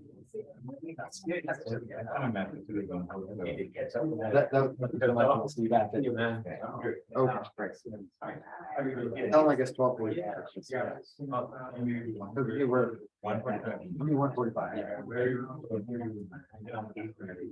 That's because we're leaving. I don't think I'll be able to come back after lunch. Yeah, We're doing work planning today as well, so, yeah. yeah, but Okay. I'll try. Subsequent session. What I was really encouraged to learn is, well, everybody that was serving us was all students. And this is part of their education, which I thought was a pretty cool thing. So where we can try and incorporate this in subsequent sessions, we'll do that as well. And for our folks who are at home and in Nassau, or have the possibility to join us when we do present here, we can tell you it was quite the experience. We'll try and make sure you have it as well. So this afternoon, we're gonna we set the foundation of talking about the challenges and grounding ourselves in what it means to be a not-for-profit in the Bahamas. Now we're gonna swivel and talk a lot about how do we work collectively? What are the opportunities within that? So Stefan's gonna talk about the concept of collaboration. We already opened that door when we started talking, when we left our last discussion. And then I'll introduce the concept of cluster. We have an activity that is not too tasking at that. And then the goal would be that I hope we can end a little earlier than we suspected, so we can get back some time to go do what you need to do on your own missions. But I really do just want to thank each one of you for sticking it out and helping us to see what the first day might be. We will be sending you a little bit of a survey after this. We'll ask for some insights on the experience, but also on the topic. And so not translate. And we will be sending and making the PowerPoints available as well. Yes. Thank you. No worries. Okay. So I hand it back to Stefan. Is this okay? All right, so welcome back again, once again. So as Matt mentioned, we wanted to talk a little bit about the concept behind collaboration. I think this is something that we are all familiar with, but for various reasons, we have challenges in pulling together, and the hope is that we can work through those challenges. So firstly, the question is, why collaborate? And as I would have mentioned a little bit earlier today, the concept of collaboration is actually not new, and historically, NPOs have worked together in times of struggle or at the request of funders. I think what's interesting is, particularly with the latter, we're beginning to see this come up more and more often, where funding agencies and donors are asking the question, even in grant applications, what other organizations are out there doing this sort of work, because they are also beginning to understand the value in us collaborating. The complexity of our lives are increasing, and now we realize that one perspective isn't sufficient. From our stance at org, when we look at the principles of good governance, they also apply to civil society. And being a consensus-based institution and being a participatory institution that represents the voices and concerns of as many stakeholders as possible is important.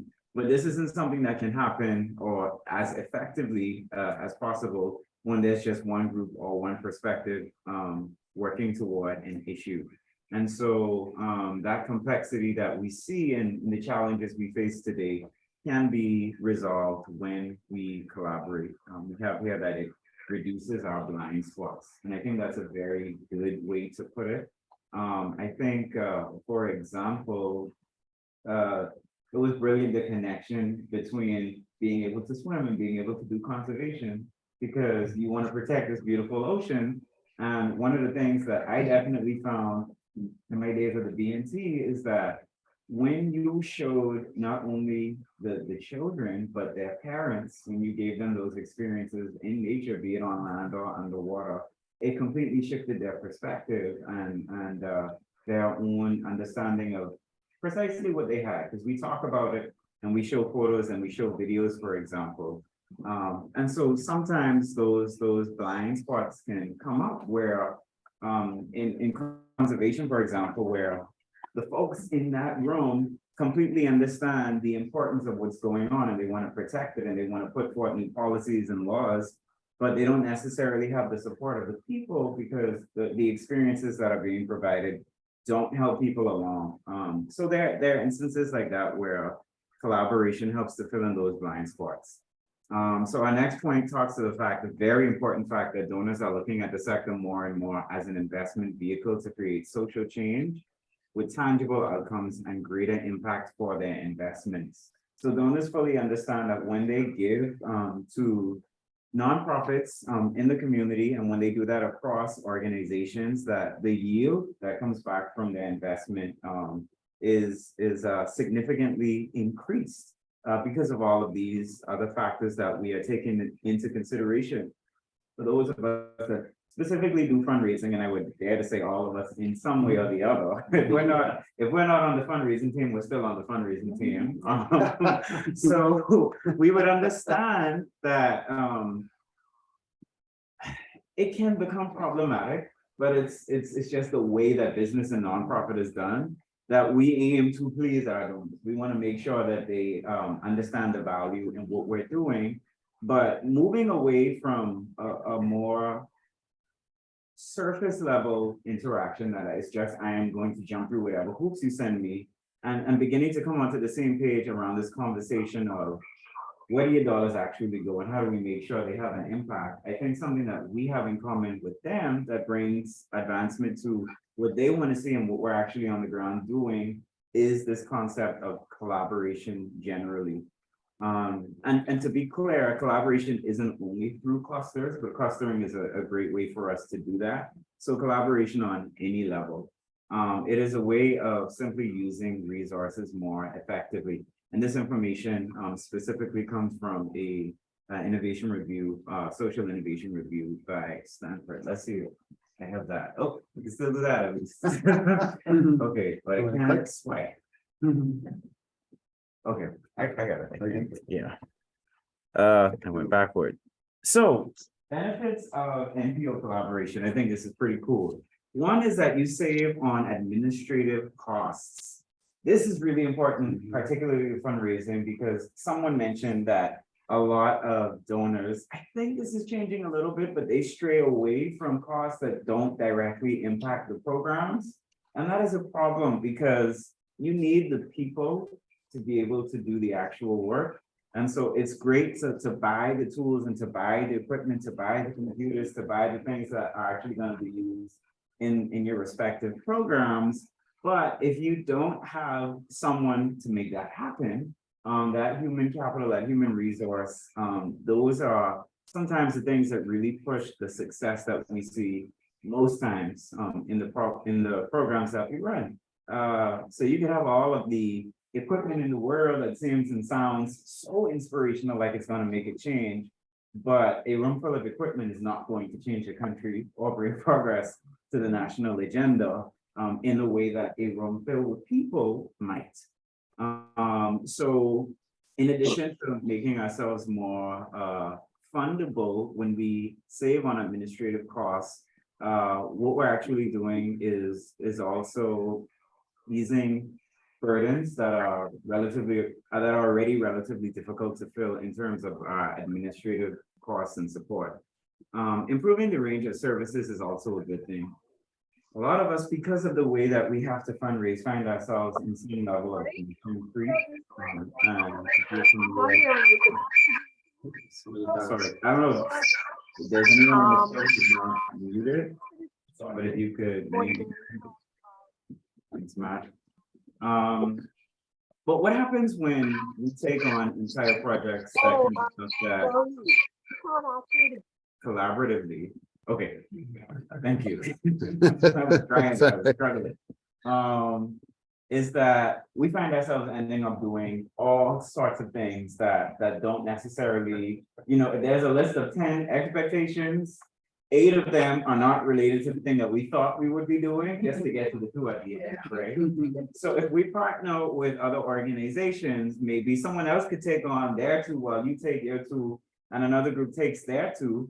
And it helps to combat some of that competitiveness, that the unhealthy side of competitiveness that says, well, the only way for me to do it, pay my staff to keep the lights on, is if I take it and I do it myself. So collaboration is really key in that. Thirdly, bringing about new ideas. I think that this is really important because every organization is different and it employs different types of people from different demographics. And those people are bound because of their own lived experiences to think about some of the same challenges in many different ways. And so you would find that through collaboration, you can tackle challenges more strategically through the ideas that flow when different organizations come together. Adding on new leadership, I think, is also important. So not just in terms of changing the faces within an organization of who is there or succession planning, but also, I believe we alluded to, or we certainly will have a conversation around who are the most influential folks in the room. And so some larger organizations have social equity, like with government, for example, that should be shared with other organizations that are working in the space, doing work that may be on a smaller scale, but just as important. And when we collaborate, what we're actually doing is bringing other faces to the forefront of leadership around particular areas. So increasing brand exposure is also a huge one. I think that when we consider the fact that every organization has its little piece of the pie within the community, that when we work together and when we co-brand on initiatives, which may seem less noble to put your logo somewhere and to make people, to ensure that people know it's you, I actually think that that is one of the more important things to do. So folks understand what civil society is with these nonprofit organizations, who they are, and what they're doing.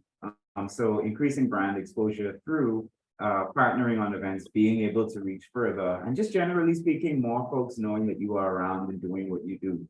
The 6th is strengthening the advocacy voice. Now, in my time at org, this is something that I have learned is very important.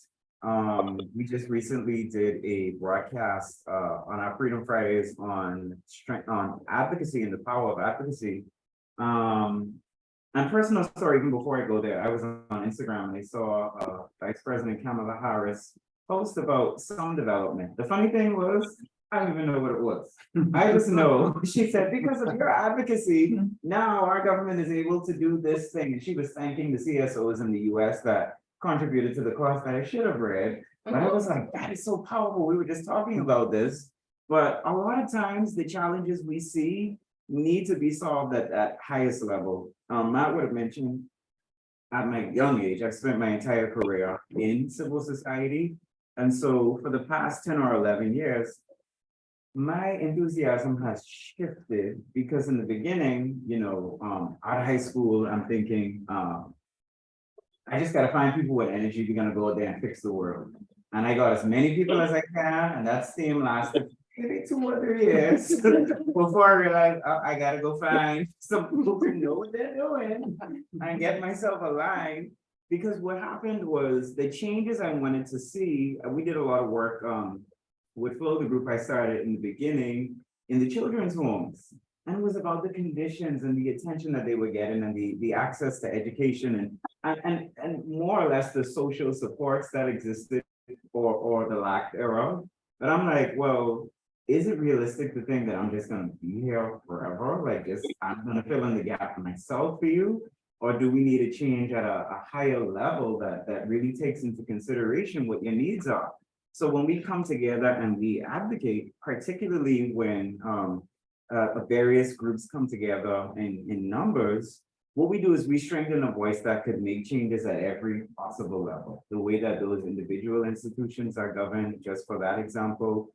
But also in policy, we spoke about the NPO Act and its challenges, and I'm sure many of us well, it was clear from the discussion that we've run into problems, because I heard some that I hadn't even heard about before today.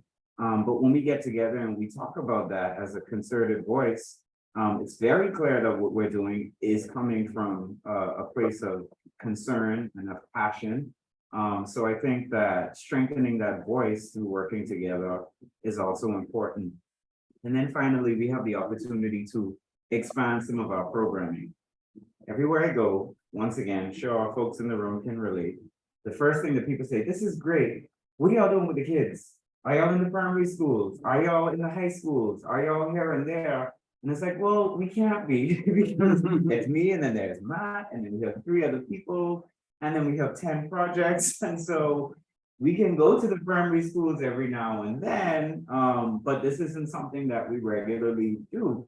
And so one of the programs that we have right now, just as an example, is called Active Citizens Bahamas. Because of my work at the BNT, I went back to Portia and I'm like, hey, we need some schools. So y'all already doing this, y'all have kids all over the islands that need content. And that was because of a personal relationship. But I believe that if we get to the point where that's the order of the day within the sector, it makes things a lot easier when we're trying to make up numbers, trying to improve our reach without having to beef up our administrative mechanisms and support systems. So I think that there's a really strong case, but one of the things I want to make really clear is that this can be professionalized and institutionalized. It doesn't have to be because I like people and I saw this and I read this and I thought it was a good idea, but this is definitely a viable way for us to look at developing the sector. And the reach that already exists even within the room, those that are joining with us on Zoom, I personally think is definitely something that can't be overlooked. So as more people begin to adopt a concept like this, I definitely think we could get a whole lot of things done. So, are we frozen? Did I go the right way? Okay, now, just as there are benefits, of course, there are challenges, some of which I would have touched on briefly. But we need to be able to acknowledge what barriers may exist to us actually making these movements. And if this is such a good idea, if we've all thought about this, why hasn't it happened? That's a really important question to ask. So first of all, there is concerns around cost in terms of time and money or resources, collectively speaking. Collaboration does take time. 2 groups with separate strategic plans, separate budgets, separate management systems, separate staff.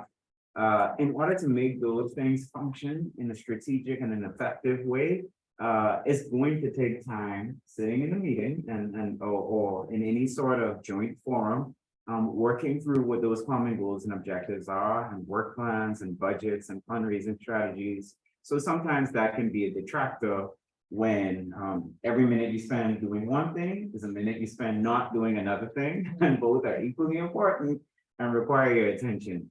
Also, it's easier and faster. Well, is the question, easier and faster just to do things ourselves? I don't want to call this sarcasm, but if you can do something perfectly well on your own, then go ahead. It's the concept. But I do believe no matter how great we may all be in our respective places, it is worth considering, that quote, I'm not sure who is by, but I say it all the time, that if you want to go fast, you go alone, and if you want to go far, you go together. I think it's a gun. I think that's a gun. Yeah. It is today. Okay, but It's not unlikely he may have said that at one Right. point. I think that's. so it reminds me of me going really, really quickly, and extending to several children's homes in the beginning, and then realizing that people's lives are still happening. So my volunteers were extremely excited in the beginning until there was a personal trauma, tragedy, or they got a new job or started a family. And then it's like, okay, things are changing. So we definitely need to look at how we can make this more sustainable. cuts in government funding occur, and sometimes they influence conversations between organizations and how they work together. This is a big deal for organizations that have any sort of government funding, particular. And when those cuts and those changes happen, and you have to make difficult internal decisions, it becomes all the more of a challenge for you to continue to give the same level of energy to partnerships, especially if it isn't formalized, if it's just something that you're trying out and figuring out and learning. When you see trends in your funding shift, then you definitely know that you probably run into a barrier of things that were not formally incorporated into the way that you do things. And I think this extends to cuts in funding from other sources as well. So one of the things that we would have mentioned that came up as a result of COVID is that larger foundations and corporate entities had less in their budgets to give to charitable causes. So that certainly will put you in crisis mode if you have to pay all yourself. We all have bills in some way or the other. And then even beyond the personal thoughts, many of us also start to consider the people that we are actually reaching, and the fact that our programs won't be able to do the same things that they used to do. So it is something that we have to take into consideration, managing risks and doing analysis of some of the risks of functioning, generally speaking, and then collaborating. And then we have a quote that says, "We are more likely to collaborate if we believe we are better together and that there's enough to go around, rather than if we think more for you is less for me." So this is a sobering truth that doesn't exist because we are bad or greedy. Because I don't think anybody in any nonprofit is a greedy person. When considering if you take many of your same skills over into the private sector, you'd probably be making a lot more money. So I don't think it's about greed, but what it is the landscape kind of pushes you in that direction. If there's an opportunity and it's only so much money to go around, or there only seems to be so much, and you know what your budgets are, and that already doesn't even meet your budget, I don't think your inclination will be to get up and think, I can share this money that's not enough with everybody. So it may cause you to hesitate a little bit. But an important thing that Matt would have mentioned is that when we work together, one of the things we realize is that there's a lot more funding out there than we anticipate. And becoming eligible for certain grants does require being able to come up with co-funding and to match the amount of donations or grant funding that's being given to you. And if you're creative with your collaboration, all of these things can happen and be strengthened when we're able to collaborate. But it's a little bit of a scary journey coming out of that silo, because when you are already overwhelmed, thinking that I'm going to be taking on a new thing can be pretty stressful.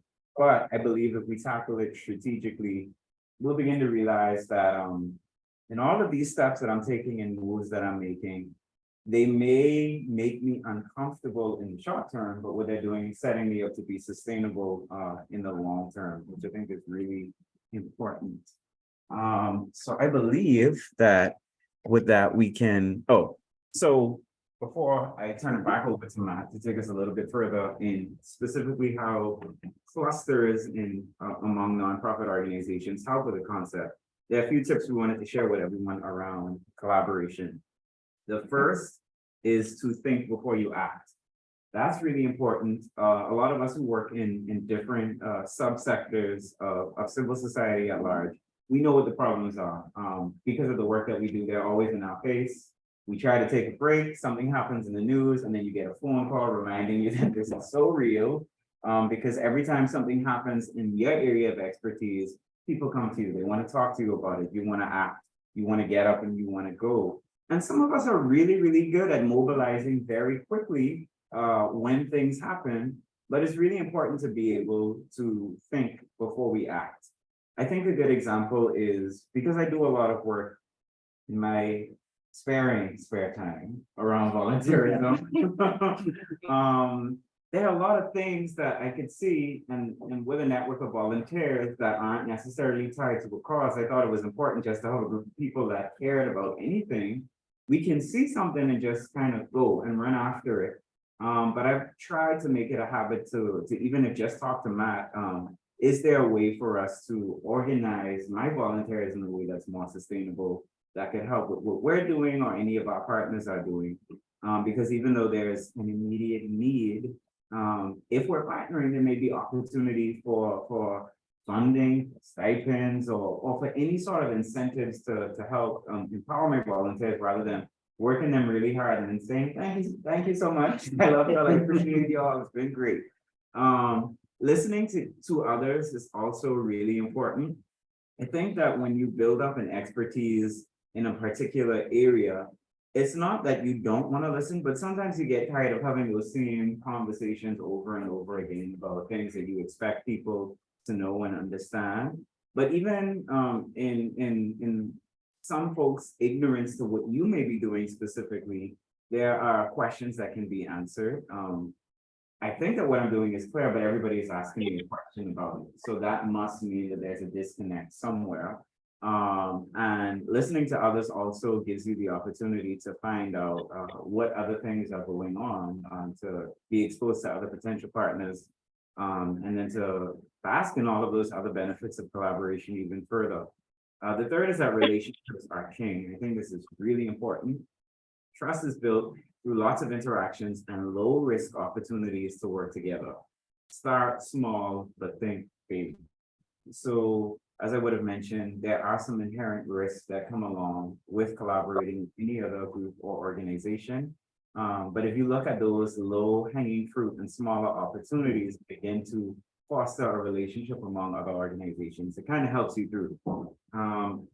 Understanding history is important from several different angles. The history of where we're at as a country, the history of where an organization is at, the history of maybe laws and policies surrounding particular issues. Because what happens is when we deal with folks, for example, who want to become advocates for policy change, you get impassioned and you get excited. And even if not excited, sometimes you get angry or frustrated and you want to see something change. But when you don't understand what has happened or who has worked on a thing or what the progress on a particular issue is looking like, you're starting a little further back than you actually have to. The fifth is to establish a clear goal that all agree on and work toward. Something that all can get behind and are inspired by, in order to be really engaged, to really engage people rather than moving forward, they need to see that it has impact on their community, their organizations, and themselves to be able to prioritize that in the list of things that they're doing. And having that written in a very clear and agreed to way is always important. And sometimes a step that we tend to miss in the process of not just collaborating, but even in forming our own projects. Good facilitation and convening does make a difference. This is tough in the post-COVID world. So as Matt said, I echo, we appreciate the fact that you came here and that you're here with us both via Zoom and here in the room. But it does make a difference, no matter how much, and I say this as a young person, super impressed by this very fancy board, but no matter how much technology there is, we're still people. There's still, sociology and psychology that we abide by. And so having that in-person connection, and it doesn't always have to be in person, but I think we're still at a point in civil society in particular where we do need to come together from time to time. It makes a difference. It allows you to connect to people and to understand where they're at and why they believe in what they believe in. And even though you may just be looking at the strategy documents and the budgets and all of those sorts of formal documents, people are still people. One of the things that I learned in fundraising that I take with me everywhere I go is that people connect with people. No matter how great your mission may seem, or your strategic plan, or your budget, or your past accomplishments, the thing that is going to get that across to someone is that interaction with a person who is able to effectively convey that. Oh, thank you. Welcome, Matt. I know, I was just letting you. And then the last one is to over communicate, which we are experts at org.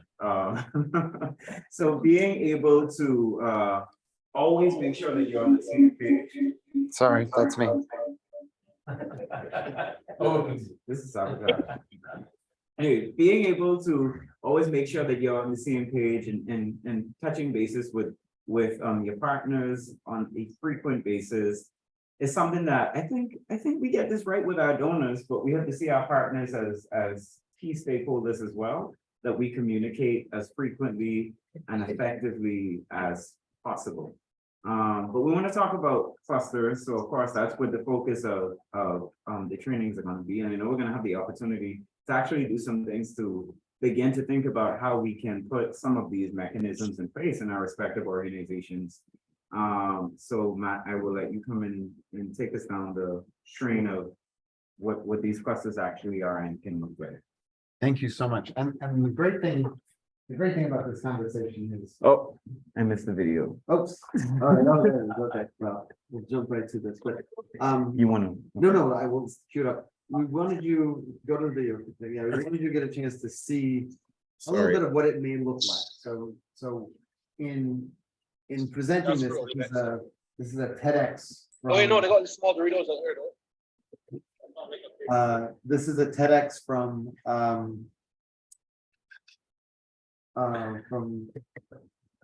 now I'm blanking on where she's from, Pittsburgh, I think. Sorry. And a woman who is working in that space, quite dynamic. This isn't new stuff for you, but I think in looking for it, you can find yourself in some of this. And so it talks a little bit of and frames this topic of what is partnership and what does collaboration look like. But as it goes, what I'd really like to ask you to do is just think about what if this applies to us, and what the concepts she's talking about, the challenges are somewhat universal, but from your perspective, your experiences, what resonates is true, what may be challenging, just the concept of collaboration. And that'll allow us to talk a little about, if we put a structure to collaboration, what does that look like? So, if you can I play? Let's see. You have to do something. I think if I, oh, Let's be. one moment. I get it up right now.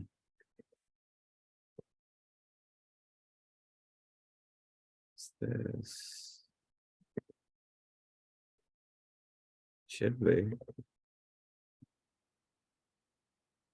This is online. This is something we could quickly search. Yeah, it could be, the link would be embedded in there though. Okay. Holy Joyce. If you put it in the, It just looks like the image. yeah. You put it in presentation, it didn't play? No, one sec. I'll check. Oh, we lost the Zoom folks. No, they're still here. Oh, I think so.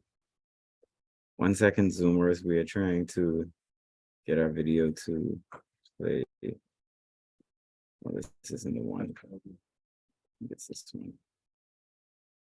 Let's see if it plays from here.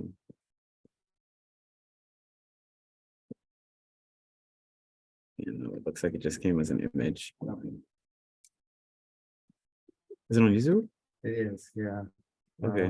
Let's try to, if we can't do this in like 45 seconds, Then we move. we'll on. move We'll on. move on. What's it called? TEDx NPO collaboration. Let me spell that right.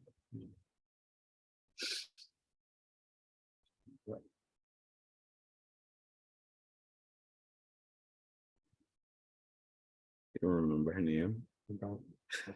Oh. All right, well, we can queue up the next one. So we got that Okay. one again, so anyway, so imagine you would have seen a really impactful TEDx. She accented everything perfectly. She looked out of the audience and she challenged them. And she framed up an entity and she talked Sorry, really folks. deliberately and slowly. What are your challenges and experiences and maybe positives with collaborating with other NGOs? Has it been easy?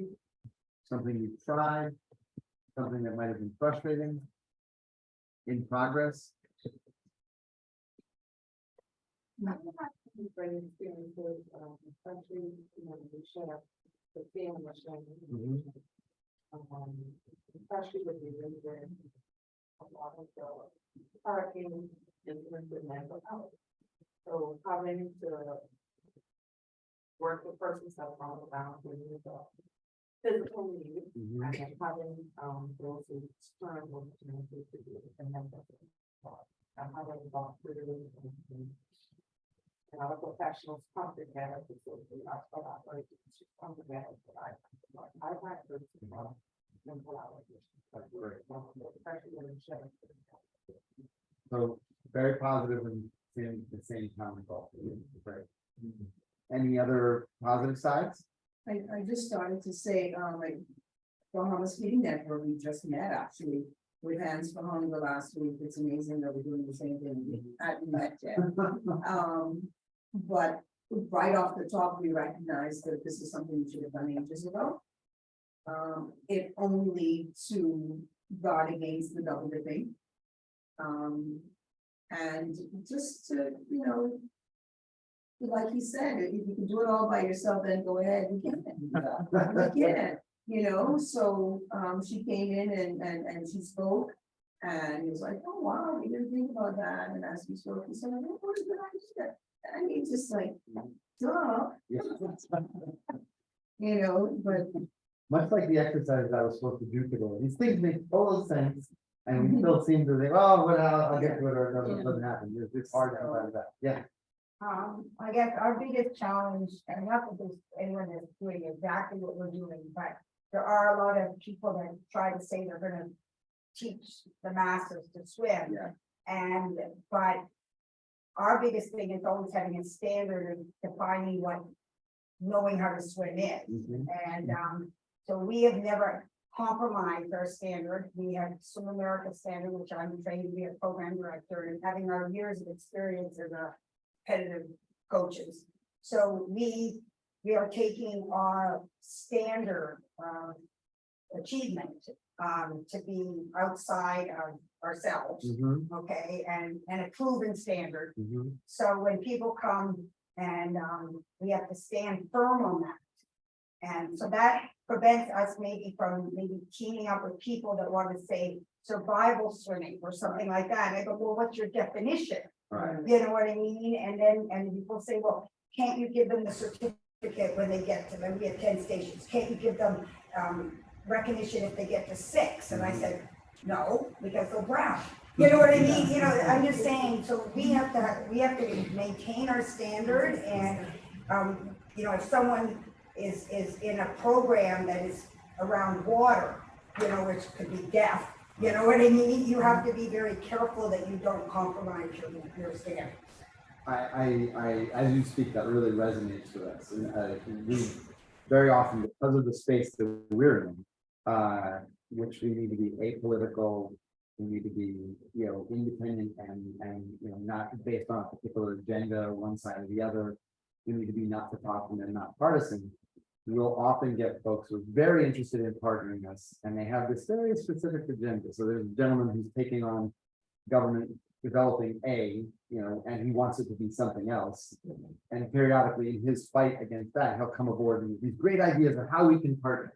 But it's also very clear, not that the item that he's talking about, the research or the initiative might not be valuable, but it's also like, it's very much steeped in what he is looking to achieve that's going to drive his. And so it is when it gets down to it, you may philosophically all believe, hey, we should all work together, but there are those things are important, right? It's like something that goes together. If it doesn't match exactly, it's not going to create that. So one of the good things, but which is also a challenge, is getting down to that nitty gritty. If you're going to partner, collaborate with somebody, what are you both going to do?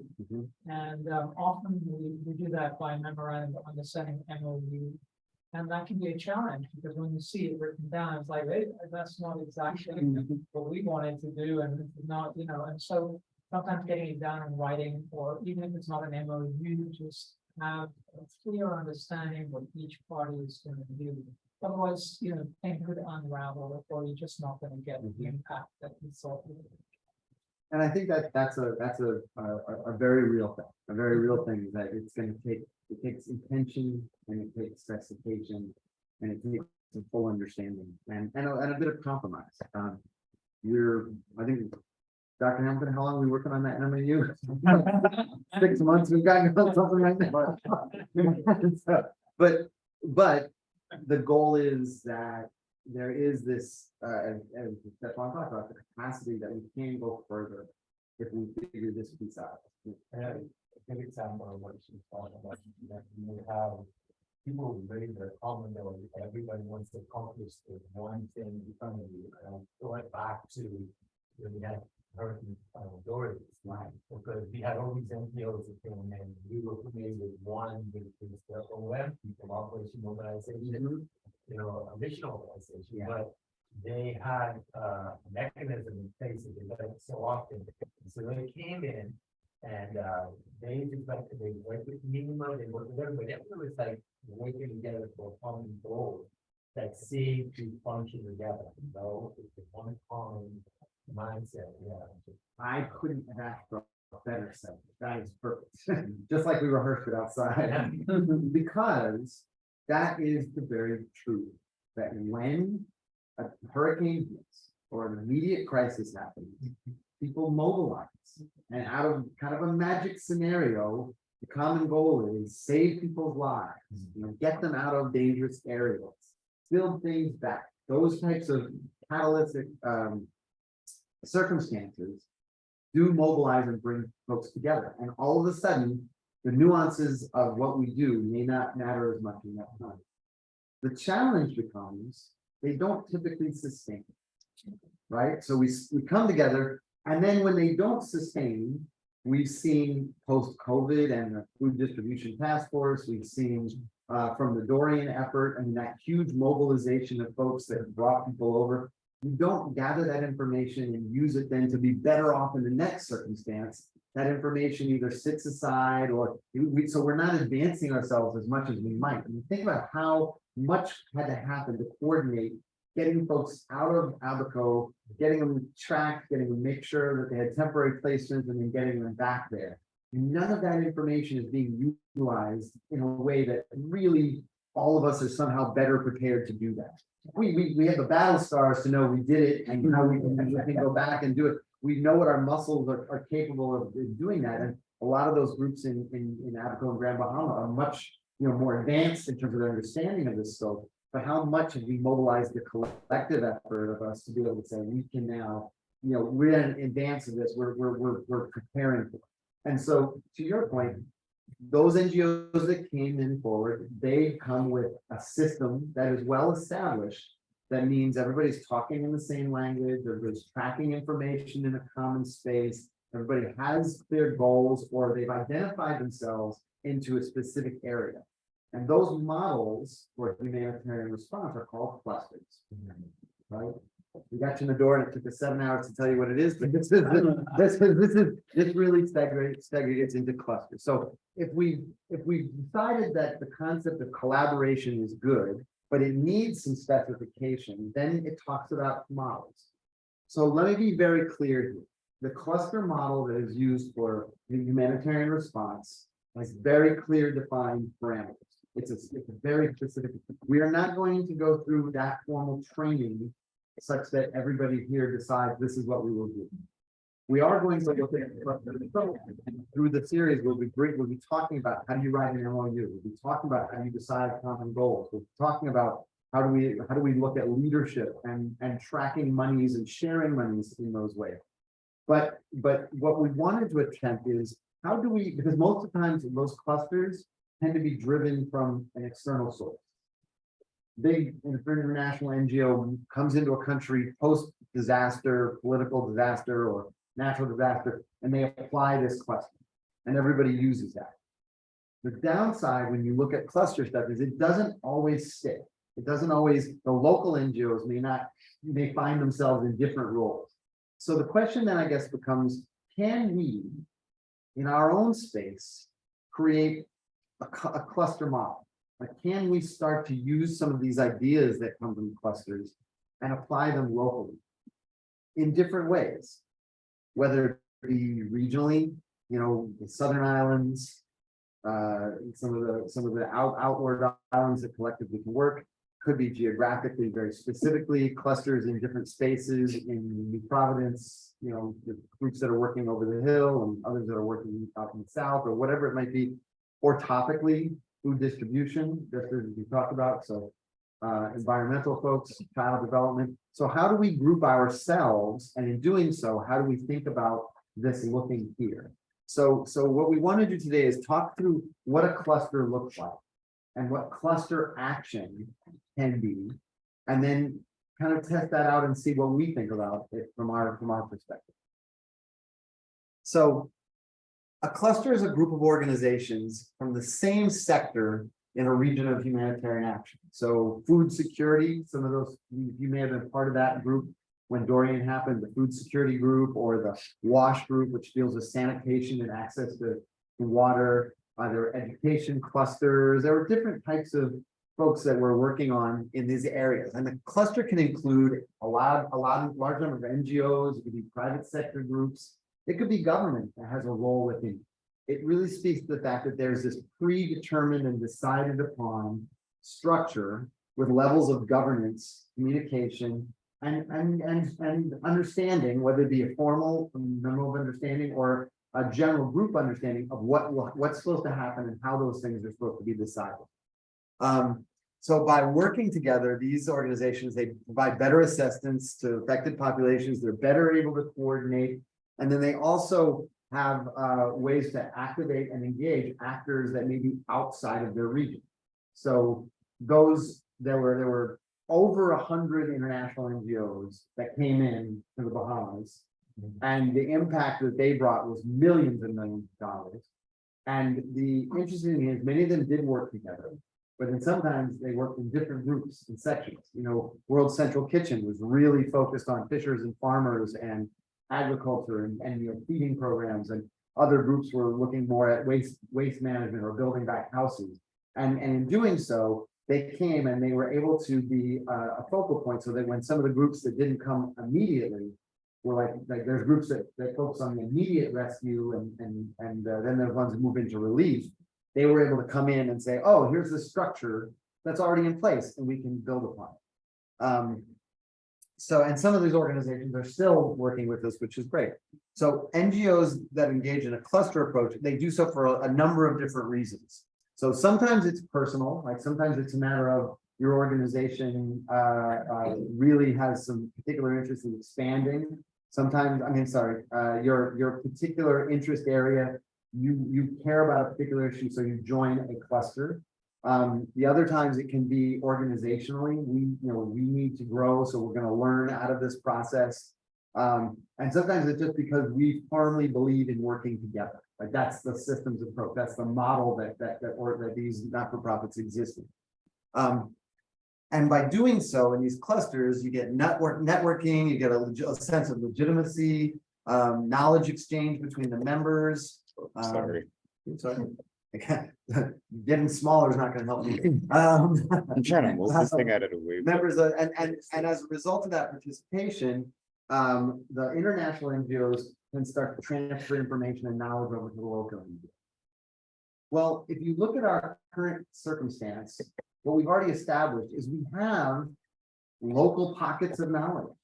It's not, we don't have, this is not, we're not starting from scratch, folks. But people that the work you've been doing in the community is informed, it's valued, it's important, it rolls something. So how do we then look at that same transfer and knowledge exchange that occurred when our colleagues said, well, we need this thing, and here it is right over here. Or when as soon as you introduce an established fact, everybody's eyes start popping, and talking about, well, look what we can do with it. That dynamic, that back and forth, doesn't have to, only exist in disaster circumstances. It actually, we live in a space where disaster preparedness is a year-long effort and probably part of all of our work in some ways. So it does have applicability, but so sorry, emergencies do tend to stimulate these clusters. But they don't have to be the only circumstances, and I think, without being overly dramatic, we could make a case that there are many parts of our country that are living currently in emergencies. Not only the ones who've been hit by storms and are coming back, but the levels of poverty that are rising, the crime that we're seeing, the food insecurity that exists, the environment that is being, just savaged on a daily basis. The culture that needs to preserve, our youth, both our men and our girls and our boys that are not getting served to be able to deal with this very complex world that goes out there. These are our crisis scenarios, the non-communicable diseases that continue to cost us both personally as well as our public spending. These things are big picture issues. So applying a structure that has been used for emergencies doesn't sound too off the bat, So clusters can help NGOs with operational legitimacy, bring credibility.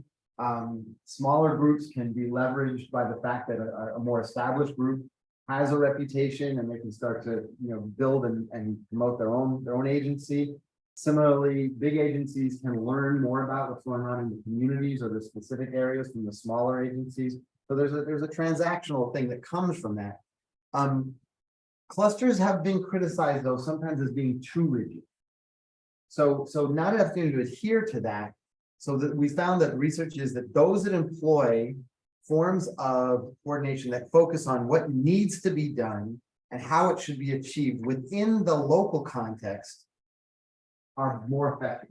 So rather than coming from someplace that doesn't understand the Bahamas, doesn't understand Abaco, doesn't understand the difference between that you can't get from North Andros to South Andros, that's an important dynamic that we all can bring to the table and create systems and models that really talk about what needs to be done instead of being said, here's an applied structure, you have to do this, and here's your particulars of how it has to be managed.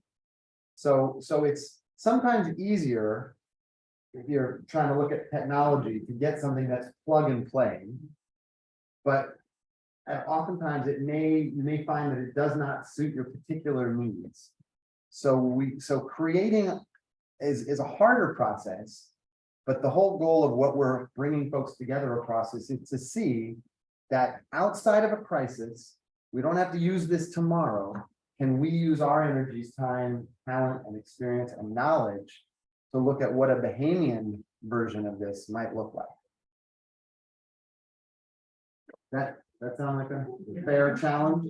We're willing to tackle this? It works Okay. now. It's the arrow. What's that? Oh, you figured it out? Oh, awesome. Cool. Oh, cool. All right. Okay. So we've talked about what an NGO cluster really might look like.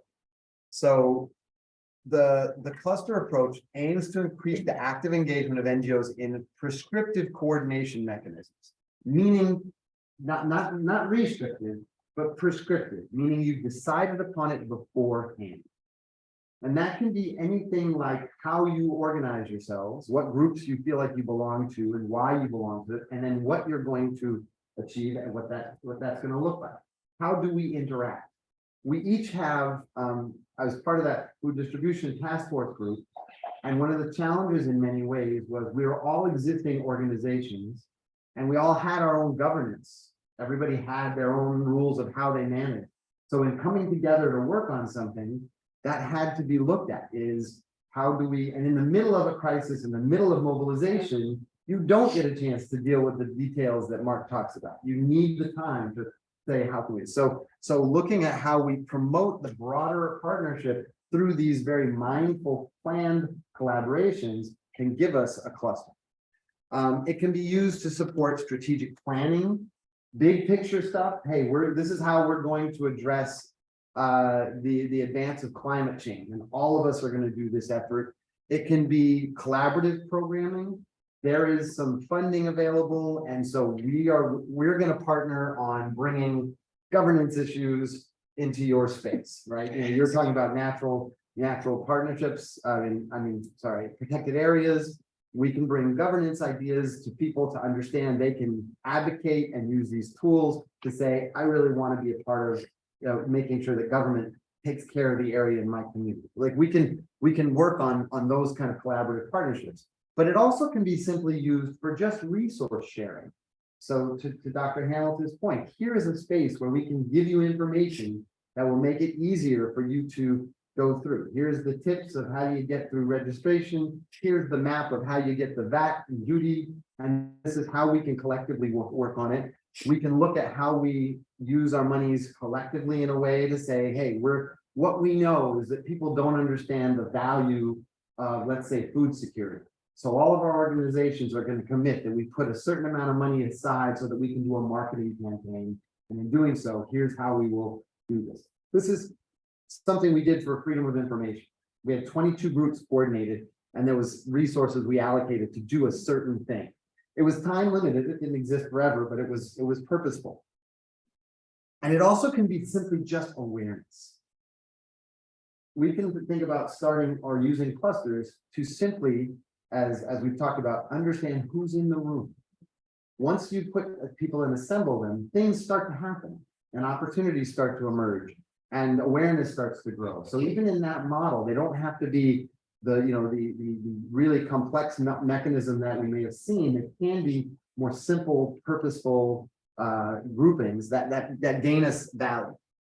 One of the things that I thought was really important that clusters utilize is principles of partnership. They're the smallest thing to see, so I realize that, but the first being equality. That when you're coming into a group, it's not ranked. You're coming in with everybody being respected that they have value. Not because you're the bigger, you're the longer, you're the youngest and the coolest, you're the one that can use the technology, not any of that stuff. It gives the sense that you're coming there for a common purpose, and hence at the door, we're all the same. And we work through that. People may bring different things, but that we're working on that sense of equality and inclusion. Transparency. And I think somebody said that before, that we understand why you're doing this, what it's about.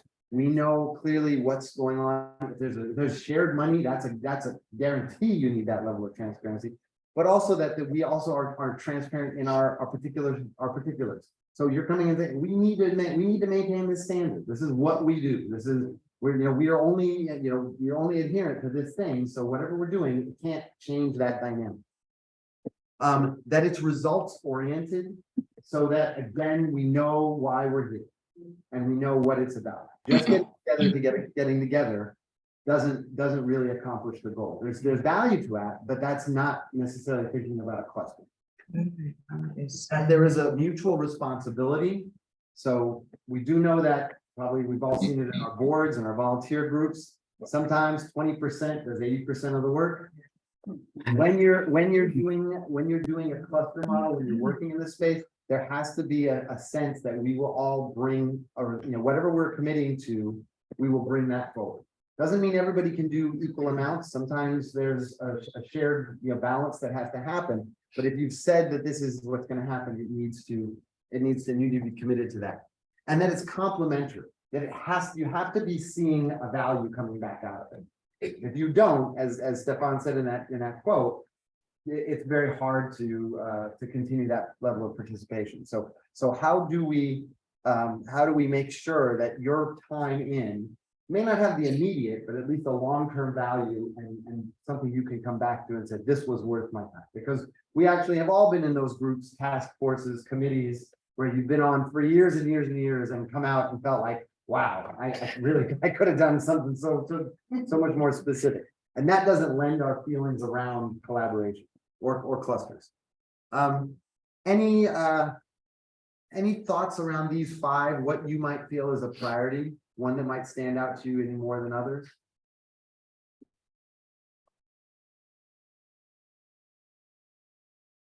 You could have tried writing them. What's that? I said you could have tried writing them. They're kind of small. I think it depends where you're coming from. If you're small, Right, I think we want to see equality, right? right. So I think Did it work? it's really. I think they're all important. I'm not quite sure how to define that. Yeah. And it may depend on where you are at different times. I'm feeling these days, based on, Yeah. I'm way too busy and I don't have enough time, and that whatever I would want to do is very focused on, we're trying to do this thing. That's just, I mean, personally, but Which is the impact. Right. Yeah, to see some- it has to be, yeah, otherwise it's like, I can follow this pathway too far down the line, and there's other things that Stefan will yell at me about if I don't do it, so. So anyway, just again, recognizing that this is the guidelines we should use, it still seems to me like this might apply very locally to us. Unless there's something we might be missing, that, but it starts as, so if we, Maybe not, we draw up like a charter. A clustering charter which incorporates those things, you know, we like a. You know what I'm saying, Mhm. like a, what do you call it? There's another word for it. An agreement. Yeah, whatever that and is. we're gonna, through this process, we're gonna get a chance to do some of that too. Not today, but as we go forward, because we want to kind of take our time to digest it a little bit, but what those look like will be one of our trainings. I think it's good that we're bringing it up, because it's making thing, there's more to it than just getting together and, you know, let's see what we can do, let's get locked to this stuff. So then- We went through the UN partnership training. Did anybody else go through that earlier this year? They put together that partnership training, and you had 3 days, I think you had committed to go through the process, and it was almost impossible to think about how any of us could commit 3 days to do it. And we went through this flurry of things, all of which were covered. And the reality is, not too much came out of it because it was too much information. And so you agreed to everyone. I mean, everything sounded good. Like, oh, this is awesome, great. But then how did you figure it into your actual, so we're hopefully gonna use these sessions to take the time to let it digest a little bit, see where it's relevant, see how we come to it. So out of this, we can actually come forward with a model and some ideas and some established groups that you might think you want to cluster with. So, And I think too, that we will have to be very unionized, because that was one thing I found with, when we started to do this, developing this swim program. Yes, we had Australia as our model, we had people from the States and any of that, but none of them fit. right, yeah. I have to be the pioneer of the, but, you know, you have to invent. And like you said, just knowing that you can't get from North Andros to South Andros, you know, to the Bumpy Road, you know, and everything. I'm just saying, those are the things that you have to know, and like having a system for if South Bahamas gets hit versus North Bahamas get hit. I mean, all of those things have to be Right. addressed, because people coming in have no clue. Right, They have no clue, Right. you know, how to. right. There's a lot of knowledge they can apply. That's not necessarily one, right? You're absolutely right, particularly when we think of the construct of our nation. Yes. Right? We're privileged because we can zone them. Now, this is something we've Mhm. talked about before. In light of, and zoning in respect of all classes of the country, because it's contextual to regard the needs. Yeah. In respect of areas, identifying and then managing the resources, so that we have the appropriate results. It has to be results driven. Once we ignite the fire throughout, and having the stage set for these things to come together, we must know what the end goal is. And everybody can look forward to that, and they bring their uniqueness, because equally as our nation, we need when you compare to those international presidents. The islands are unique in their way as well. Yeah. And we need to identify the appropriate leaders in respective islands, that we get buy-in. Because again, the way that we constructed by virtue of the different islands and wars in between, all of those things need to come in play, and it's not a quick fix. And see, like, if you think of Dorian, like places like Hope Town, my sister lives there, they had the foreign influence, right? Right. And so they had all the foreign people coming in, and they were rebuilt like instantly, Green Cherokee instantly, Right. you know, and then the Marsh Harbor is sitting there in shambles, yeah, because they're waiting. Right. Yeah, so I'm just saying, I mean, we're happy for the foreigners to come in and help, but why should it only be in one place? You know what I'm saying? So we, you know, I think those are very serious things that need, as far as hurricane stuff, needs to be addressed, because it's, and like what if Dorian did Nassau? Do we have a reserve in Freeport or somewhere else to help that? We're close to something, Yeah. because I mean, because imagine what we'd be like if NASA was like, Right. you see, we talk about national development as well, right? yeah, Because when they make the approach, just as you said, and this is a real situation with regard to come to her. We cross to be. It's like, and we are actually. You get enough, not like a tornado or an earthquake, and we know it's, we're not. Being that. So that's the same thing this has been flown since by the lady in Eleuthera at Methodist homes and other groups. There's something called a voluntary organization disability, I forget what the A is, but it's VODA. And it basically is a parallel plan to whatever in the States, it's FEMA, or not for us, what NEMA has, where everybody kind of already knows what they're gonna do. And as soon as something happens, I got this area, I got this zone, and I think we can get there, but the reality is, it's without going through this process where we organize our own selves and decide what we think we can do. I think it's a great idea that's done somewhere else, that again, you're gonna find, does that really fit, sound right? Yeah, kind of. I remember to that point, I was working with an organization that was doing international support in Haiti. And they were there before the first big earthquake happened. And they were doing work in the north. And so when the earthquake happened, they were able to kind of get in and start doing work in cholera work and new malnutrition and things like that. And they were there for a while before, then they're probably still there. But when I went over to go there, because we had to go and support the program, I was on a plane that was filled with, I mean, however, what's a plane, 150, 200 people? And each one of those people had to buy a flight. They were going to be paying to stay, and they were all going to rebuild homes. And so what I realized though is that each one of those persons on that flight represented at least $1,000 of investment. So in Haiti, you're talking a $200,000 potential and probably more that could have gone to Haiti to actually be used in the space. Sometimes the most well-meaning things Yes, I just know. don't realize what the need and the solution is. And if somebody had asked somebody on the ground, do you want the Johnsons to come in and build your, paint your house, or do you want, $4,000 to help yourself get back on track? A different impact would have happened, right? So in thinking about that, we've got to kind of ground ourselves in who's being affected and how are they being brought into whatever solution it is. And by my take, the not-for-profits, the community-based groups, the faith-based groups that are here in the Bahamas have the closest capacity to be talking to those people who are going to be affected by these solutions that we all bring, however that might be. And one more thing, I'll talking to you about, but I'm just not using you as a bad example, but like we got two people here representing food, Right. right? Well, that's not the only thing that happens. You've got sanitation, you got water, you got buildings, she's building over there. But yeah, I'm just saying, so what you do is that when we put this together, we will see where our holes are. Right. And that's where you appeal to some of these young people sitting out there, that want to have a passion for garbage. Mhm. You know what I mean? And so they fill in the gap Mhm. of the garbage or something. Right. Because any need that is in a disaster, right? And it requires just that mindset is Yeah. how do we, what are we missing? What do we have? How do we use that? How can we apply it?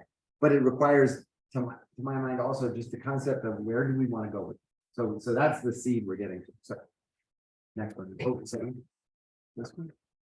Yeah, the forward Say arrow. that was- Yeah, it works. See? Nope. Too far. There it is. There it is. Okay. So why cluster? And I think we've talked about this, so this is not when we have to go along on, but just personally, we are not alone. I think we said it, you said it earlier, we're not in this circumstance by ourselves. We talk about the benefits, the preparedness for disaster management can encourage emergent coordination systems, so just, we've kind of gone over this as well. I think we did this one, right, this one. Okay. Yeah. Okay, so clusters, again, I think we believed in it, but what they've been able to do and shown is they can influence the actual policy of these types of models. So if we think about in each of our spaces being able to create something, we are able to carry that forward. So we create a model that starts to work in the Bahamas, we can carry it forward. And so what's works in Nassau, we know doesn't always work in the Family Islands, but we know that what works in the context in, NASA behind the gates doesn't work necessarily in Nassau, so these ideas have to be informed, right? So they also look at how we make strategic decisions. We spend a lot of time in the org space talking about how government is happening and making decisions and thinking about things. And the thing that we have found and really understand across the world and residents here is that the government is moving too much in its own space too quickly without necessarily all the data, all the information, all the understanding. So clusters can be a great check-in. Dr. Hamilton is not seen at his home as much as he needs to because he's on everybody's list in government, because they say, I want to meet with civil society. And so they go to the Civil Society of Bahamas and they pull him into a meeting, they put him on a task force and they do that. And the reality is we have a lot of depth in our sector that isn't being employed, so that when those opportunities for consulting or engagement, which happen, and they usually happen way too late in the process, we could be informing them with data, with knowledge. We need to, tap into the potential, because when we're making decisions, it's just like that flight to the plane. It's well intended, but are we choosing to spend the money in the right way? Are we making a decision that's going to have the right impact, the one we intended? So leaders matter. There's no getting around it. And we will talk about leadership, and we'll talk about how clusters are co-leaders. I would say that we in the Bahamas, my personal opinion, overestimate leadership in some ways. We put it on a person instead of on a group or an organization. You need leadership within that organization. You need the right kind of leadership. You need a structure that supports, but I don't feel like the Bahamas has a lack of leaders. We have a lack of leaders who find their way up into, but I think, again, we have people who are leading in small ways, in impactful ways, in major impacts, and we don't even know they're out there.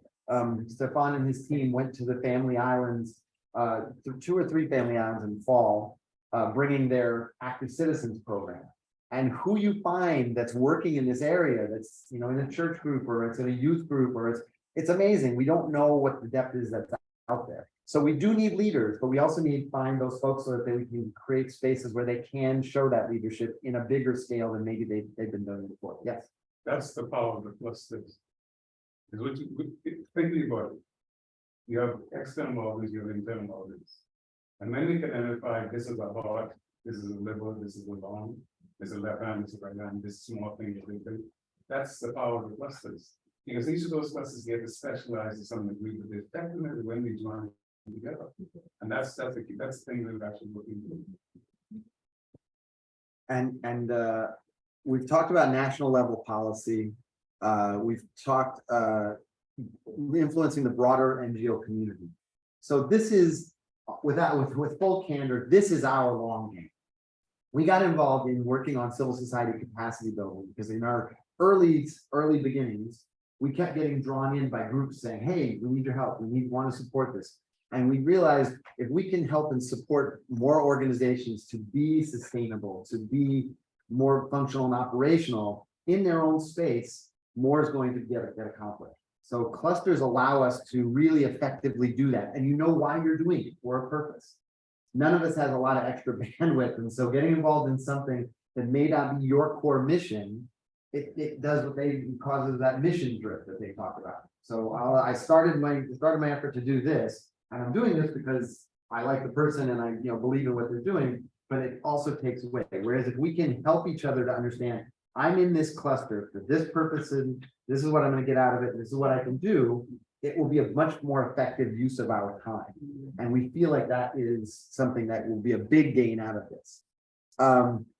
Subnational levels, that's at local. We already have my now substitution for local government that's sitting here, our neighborhood watch, convincing folks that they care and need to be involved. there's a high level of skepticism that has developed in our countries, right? There's a high, and it's not just, it didn't happen. Some people label it as apathy, but I don't think that's true. I don't think that people just don't care. I think that if you keep seeing that efforts don't generate responses, at a certain point, you're not going to put that much effort down that way. You know, if I keep hitting this door and it's not gonna open, I'm gonna go find another door, I'm gonna go sit down and probably social media something about how terrible that door is. And that's like, that's, you know, that means our capacity as not-for-profits working together and accomplishing more also shows our citizens that more is possible. And then more people can get involved.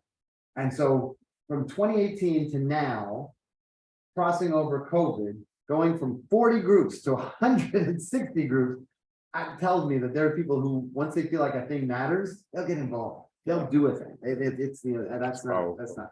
Resource allocation. You will all get an advanced peek on this research study that's about to come out from Oregon in the next couple of weeks. I promise we will send it to you as a group, just to do an initial review of it and get a feedback. But one of the things that came out in the, which is not surprising, but the evidence tells you, not-for-profits put a high premium on getting. Those are daddies. Yeah, so we The got one more. reality You shake your head. Trying, sorry. But have One put a more, that's it. premium on trying to secure government funds. Parenting. And the reality is, there aren't that many government funds available. The level of distribution that's out there is not, so the energy that a lot of not-for-profits are putting towards securing that funding is not going to generate the kind of return.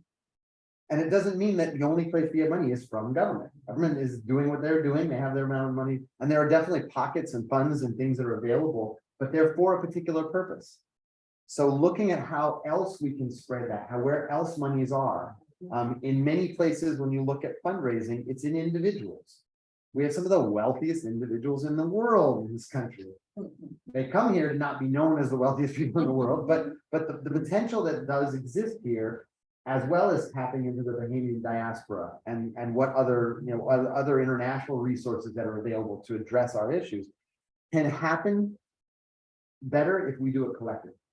That doesn't always sound automatic, because we tend to think, I gotta get mine before he gets his, and there's only so much to go around. But once you pull together clusters, they do start to tap into different types of resources. So that's beneficial for our organizations and the individual, are beneficial for our region, beneficial for our sector, beneficial for our nation. So that's another thing that can come out of resource allocation. I have a question. Yes. And something you mentioned earlier, and I wanted to ask a question, but I think I spoke much of that. Earlier, I mentioned about the NPOs in the States or nonprofit setups in the States. And I know there's a couple of companies here that have been benefited from that.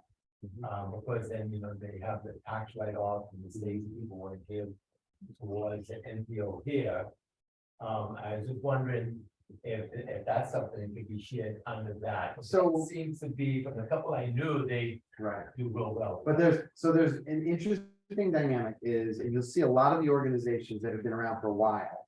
What they realized is, in order to tap into funding that might be available in the US or UK, because people want to, when they make a donation, they're able to write it off as a tax write-off, and we don't have that mechanism here. What you see is that they built their own not-for-profit, and a lot of countries have done that. But in the States got a little bit more particular in the last number of years, and so it's not as easy to do. And there's a lot of requirements on having to run and manage that not-for-profit appropriately, the same way as us. So reporting got more specifics, requiring and showing how that money is used, where it is. And so, as I understand it, you can't just start a not-for-profit to give money to another not-for-profit at this stage. They want a not-for-profit to be developed that makes decisions on where the monies go. Doesn't mean it won't be to help the Bahamas, but so what it basically meant was, yes, you can start another, what in the States is called a 501c3. In the UK, I forget but it's a charity in the UK, and you can get that designation, but that means that's another organization you have to run in some form or fashion, right? It's not as easy as a vehicle to do X. So what is actually now established out there are a number of foundations, not-for-profits that are developed both in the UK, or actually the UK, Canada, and in the States, that function as almost a clearinghouse. So Global Giving, I don't know if folks have come across Global Giving. Global Giving is one. Charity Foundations of America and then Charity Foundations of Canada and UK is another, and there's a couple. And you apply as a not-for-profit to be accepted to be one of their potential programs. Global Giving is a very nice program, and we'll go into this with great. I will show you and we'll lead you through all of this on the day we do resource allocation. But and we may even be able to get Global Giving to talk to folks because they would like this as an effort. But it's safe to say there are now ways to do it that don't require as much administrative effort and allow you more to focus on how do I push out my mission and let people know what we're doing and why it's effective and necessary. And there are even online tools that can be used to help do that. So there's a lot of things, again, that are now starting to emerge that might be more beneficial for us as a collective effort or even individually to be able to move forward and do some of this stuff. Some of it may be for a common purpose. We're doing a program right now where when you go in the community and you get groups together, and we might get a group of say 10 to 15 to 25. Some of the bigger foundations, they want numbers, right? I want to see 100 people served. I want to see 400 people served. Working together, sometimes that becomes a possible way to really achieve that. So you now collectively can say, we might be able to go for, instead of a $10,000 grant, we might be able to go for a $150,000 grant because we're working together. And that's another way to kind of drive that potential resource allocation, because the practicality is the energy that it might take you to try and gather that 400, either you're not going to do it or it will be all of your time for whatever it might be. So there's ways to, again, be strategic in what that comes out of. Quality practice and programs. So one of the things we will talk about, and the IDB has agreed to come in and help us talk about this, is monitoring and evaluation. So the quality of how do our programs go? What's happening? How do you assess if it worked or didn't? And then we talked about government. I think that's another one. So anyway, this is just, again, a reference to, in having our loftier goals in front of us, here's what no clusters can help us accomplish. And many of those would resonate with what we can do here. Yes. One point. Matt made mention of being contacted by the government.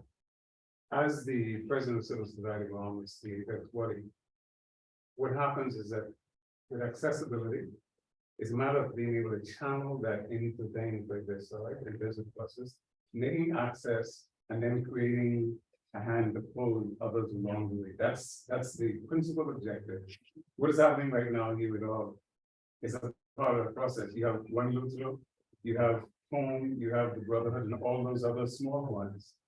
As the opening is available, the opportunities are fair, because ultimately what we're doing, we are actually providing free consultancy to the government. But in whose best interest are we doing? It's in our best interest, because it's a national interest, we want to say. So we must be at the table to be able to have those kinds of input. So when the results, I was demonstrating to our colleague here, who's also a while ago, how NGOs are gatekeepers.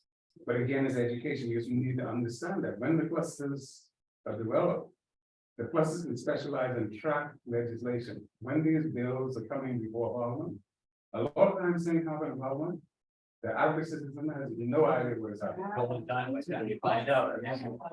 So having access to be able to be aware, and then we get the clusters mobilized to actually address those things. That's the better serving of all of us. Yeah. Go ahead. No, I'm sorry. Yeah. Civil Society Bahamas or Civil Society? No, Civil Society Bahamas is what we would call probably an industry organization. They are in space to represent the industry, like if I say that correctly. So effectively, as an industry, if we have a particular purpose, we can come together and all play different roles. But as an entity, there are umbrella organizations, there are going to be groups that reach out and engage and represent us in different ways. And so a cluster doesn't necessarily prevent that. Because you might have let's say there was an overall environmental group or Bahamas Feeding Network, which is actually encompassing a number of different smaller feeding organizations. They may enter into a cluster with, say, Hands for Hunger and the Red Cross but it's for a purpose. They understand what they're going to do and where they're going to do it, and how they're going to do that. So I would say, do you have a different take on that, or? No, because the thing about this too, as we're discussing this, remember we have the national front, we have a regional front, we have an international front.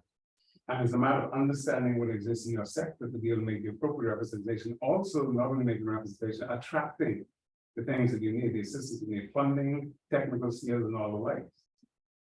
When we better understand the area we're functioning in, we can then, all of us, as a matter of fact, to draw an example, I remember sometime when we were talking about qualifying to get funding, the conditions for qualifying to get funding, with grants and all the rest of it. Let's take a quick example. The union bodies, all right, the umbrella union bodies.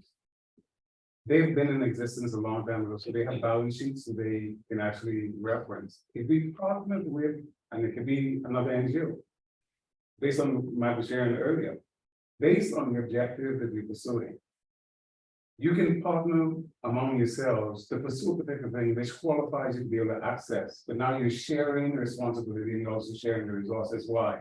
Ultimately, it's back to the best interest of the citizenry. That's a smart thing that we need to be conscious about. So some of the, just gonna go on the side so I can read it. Some of the benefits, both I guess some pros and cons that comes out of some of the research. Some of them we've talked about, providing additional resources to support coordination. Clusters can help improve transparency. They can improve need-based fund allocation. They can strengthen partnerships, be a counterbalance to government, deepen the NGO engagement, and the diversity of NGO presence. I think that's something we always see and struggle with. Is a lot of times you'll see the same folks in the same space, and there can be a lot of other perspectives. Influencing the ability to do policy and strategy and advocacy, facilitating a better connection between needs and resources, and then improving our technical quality, building on NGO visibility, which I think is something we all can benefit, and then providing strategic significance. But some of the disadvantages I think are important for us to spend a minute on. Because the reality is this is not a panacea. It's not like going to be the silver bullet that fixes it. And the reality is it will be harder before it's easier. It's not a new thing. It's not something if it automatically could have happened, we probably would have done it already, but there's some work that's more. So when you put a cluster together, and particularly in our environment, it can become significantly politicized. So, we know that happens. Party A gets in and they have the groups that they support, and the party B gets in and they have their groups that they might support, or however that might be. So when you put together a cluster, you can see a formalization that it also might reinforce some of the political agenda, or it might be that once you're in that group, politics start to play out. Who's in control, who's got the power, who really is the person that should be in this space. And that level of compromise that does sometimes happen can be challenging. So there is a something to understand. You may come together for the greatest of purposes, and then that happens. And in the humanitarian space, I'm not sure if folks remember, but when there was the UN development program worked with the government of the Bahamas to do that pledge conference that happened maybe in the spring after Dorian, where they brought folks together to raise X amount of money towards, and the common purpose was obvious. We needed funds, but how it was presented became quite politicized. It was not seen as simply an effort of how do we do this one forward. It was my side versus your side, and all of that comes out. So once you group, that does become something we have to think about. Your ability to advocate. This is a challenge that we've seen when we group together. You may, let's say again, and we've seen it in the gender equity space. One group has a particular, or the environmental space. One person or one group has a very specific focus and a level or a standard or a goal that is specific and sharp and others might be not as sharp or might be less, less focused. And when you're saying now we're all together, that may prevent you from saying what you really want to say. Because we've decided we're gonna move a little bit slower, but we're gonna go forward. And that is something, again, needs to be understood and what the structure is. We've had that discussion within civil society Bahamas of being an umbrella group versus being a tapestry that reflects all different groups, because the reality is people don't necessarily want to, in some cases, go underneath an entity. They want still the capacity to be able to say and do what they feel. So in bringing yourself into a cluster, there is an understanding that it may be not going as Stefanso said, as far in the short term, but much further in the long term, and how we balance that. They can be tokenistic if they're dominated by government or INGOs. So that's again why we're thinking about what would it look like here locally, so that it's not being driven from somewhere else. And what we saw in Dorian sometimes is some of the smaller NGOs, they sat in those meetings and it was like people were speaking French over them, because it was just like, I don't understand all those cues, and they were there dedicated, but the local role has been at different times reduced down to secretarial efforts. So again, what we've there's a possibility of sacrificing your operational capacity too. So we talked about that, how much energy you're going to put to this one thing versus your day-to-day responsibilities to your organization. If it doesn't directly overlap with your objectives and mission that you're already taking on, it may challenge your capacity, and you have to think about how we allocate that. It can create or it can exacerbate or create oversized and cumbersome coordination mechanisms. We had the occasion of after COVID, there was an economic recovery committee that was put together, which was politicized, of course, because it was government doing it. But the reality was it had lots of pieces. And it went on, and it was well done in its smaller sections, but bringing it all into a cohesive decision-making process was very difficult, because you get too many people in a room and it can become chaos.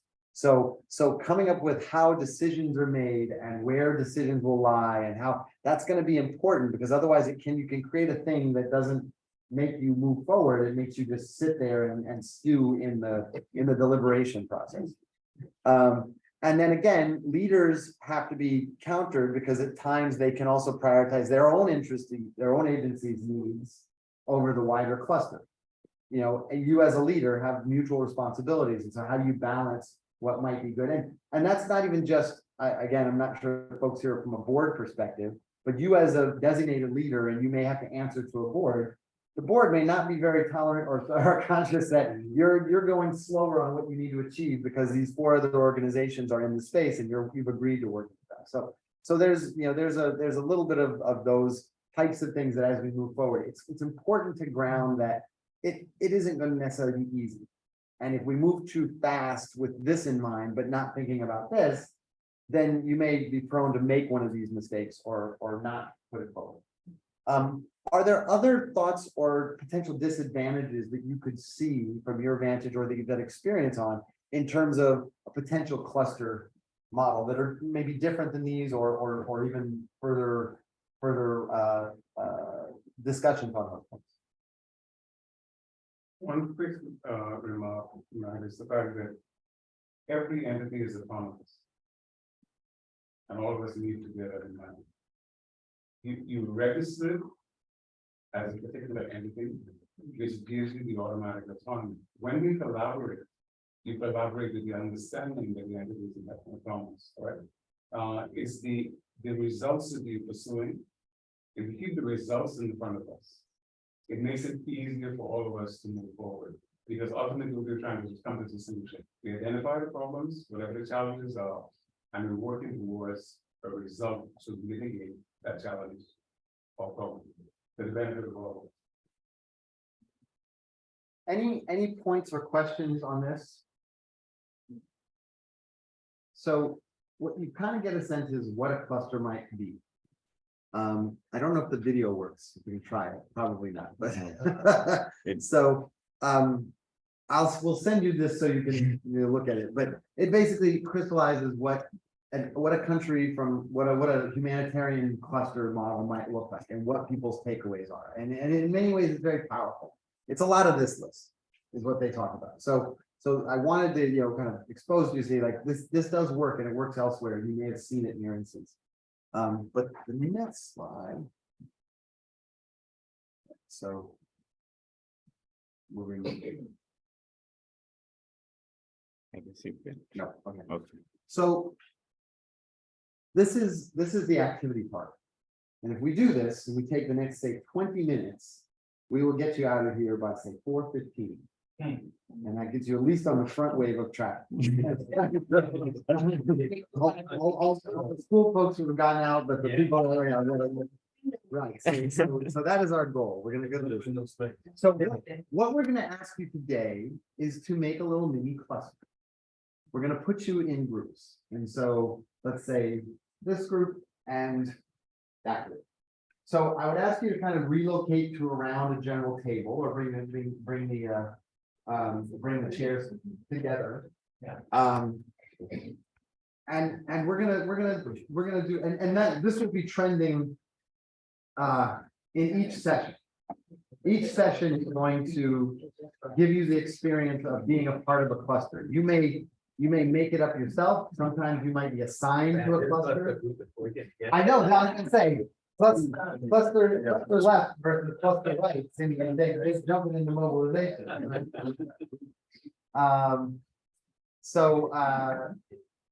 What we're gonna ask you to do though. Where's that picture before you leave us? That is the Zoom. I think it's somebody. We're gonna ask you to do a little bit of work. So somebody's got a pad, somebody's got a pad of paper, somebody got a pad of paper, love it.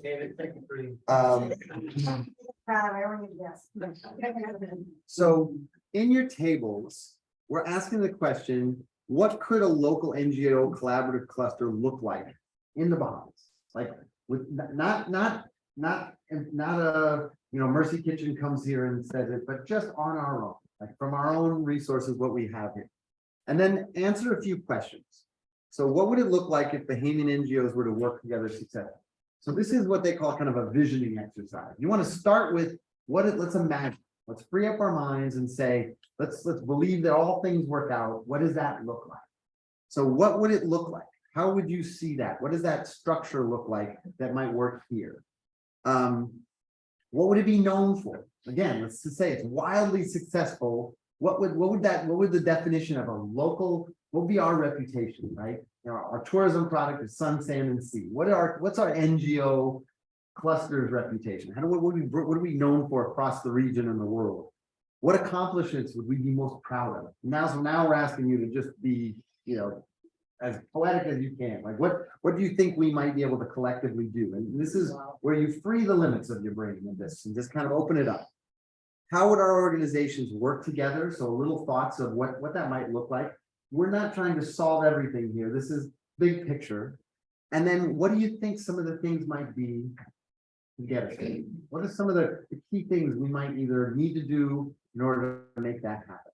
So if we take, let's say 15 minutes, try not to get too bogged down, but the limits are what you guys can come up with. There are no out of bounds, if we're talking, space aliens come down, that's okay. I got that. But what do you see as that vision for what if this all might work? This theory we've talked about, this thing we've been nodding about all day, what might it happen? And we're approaching it from a nonprofit or from a this The conception, yeah. Okay. Yeah.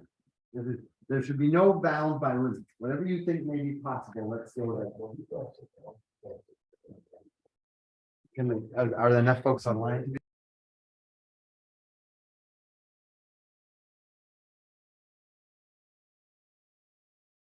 So far, Zoom folks give us just one quick moment.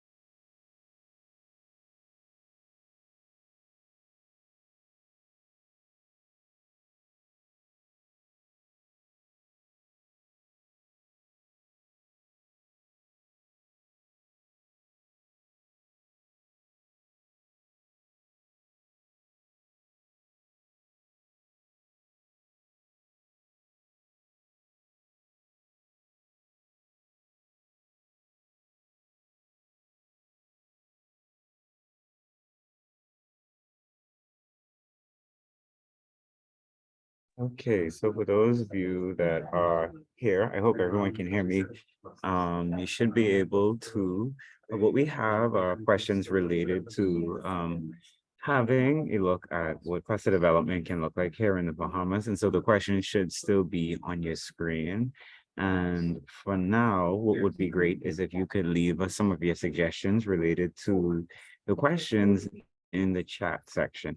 This is conceptual for now. So in the future, we will be looking at this from the perspective of your different organizations. But just generally speaking, based on what we would have gone through for the day so far, if you could tell us a little bit about what would it look like as you see for Bahamian influence to successfully work together? What would we be known for as a country? What accomplishments would we be most proud of? And how would our organizations be working together? And then a little bit of achievability and reality around what would it take for us to get there. So if you could share any of your thoughts, we will record them for our future sessions where we will dive more specifically into how this can be translated into our organizations. And we're gonna do this for about the next 15 minutes. So feel free to give as much thought as you would like to. And if you have any questions, you can also send them in the chat, and we are here monitoring the Zoom as well. Tools and you got a tool.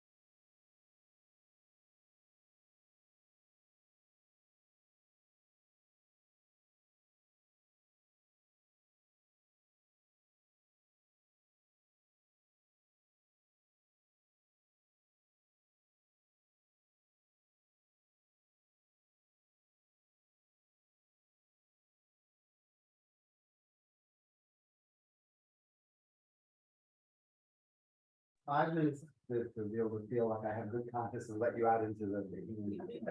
Okay, ready? Okay. We're good? We give them each other. Yeah, we're gonna do several. Okay. Yes. Choose a number between 1 and 10. Between one and ten. With 10. Just choose them. So choose a number between 1 and 10. So 7 doesn't matter, this third. Choose a number between 1 and 10. Okay. 10. So this group will go first. Set up. So, again, share with us, what does this look like? What is your vision if this works out? So tell us, what could a local NGO collaborative cluster look like in the Bahamas? Okay, and we can, no, that's fine. We're gonna work this together. Okay, you asked, what your first question was? Hold on. I'm gonna video this, right? So again, and if you can collectively answer this you don't have to answer point for point if you don't have it.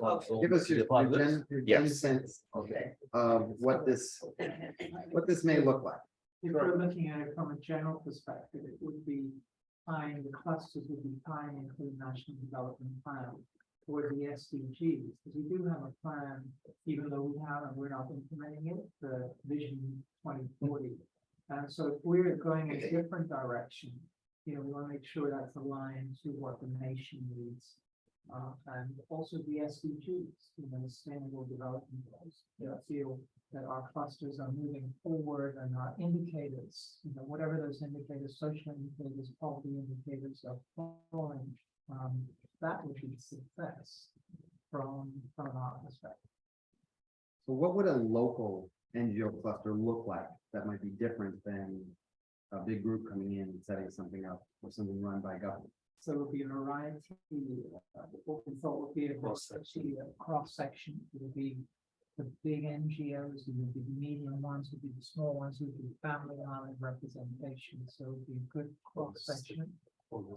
Non-profit organizations within that particular field. What might they be known? What's the biggest point of their reputation? Achievement, successfully achieving. As we take the framework of the national level plan, understanding that there are going to be there's a journey and there are specific targets that we're going at to successfully achieve those targets. And we're going to structure ourselves to make sure that we can get the right tools out of the box to answer the problems for a solution. So then what does it take to get there? We have to agree.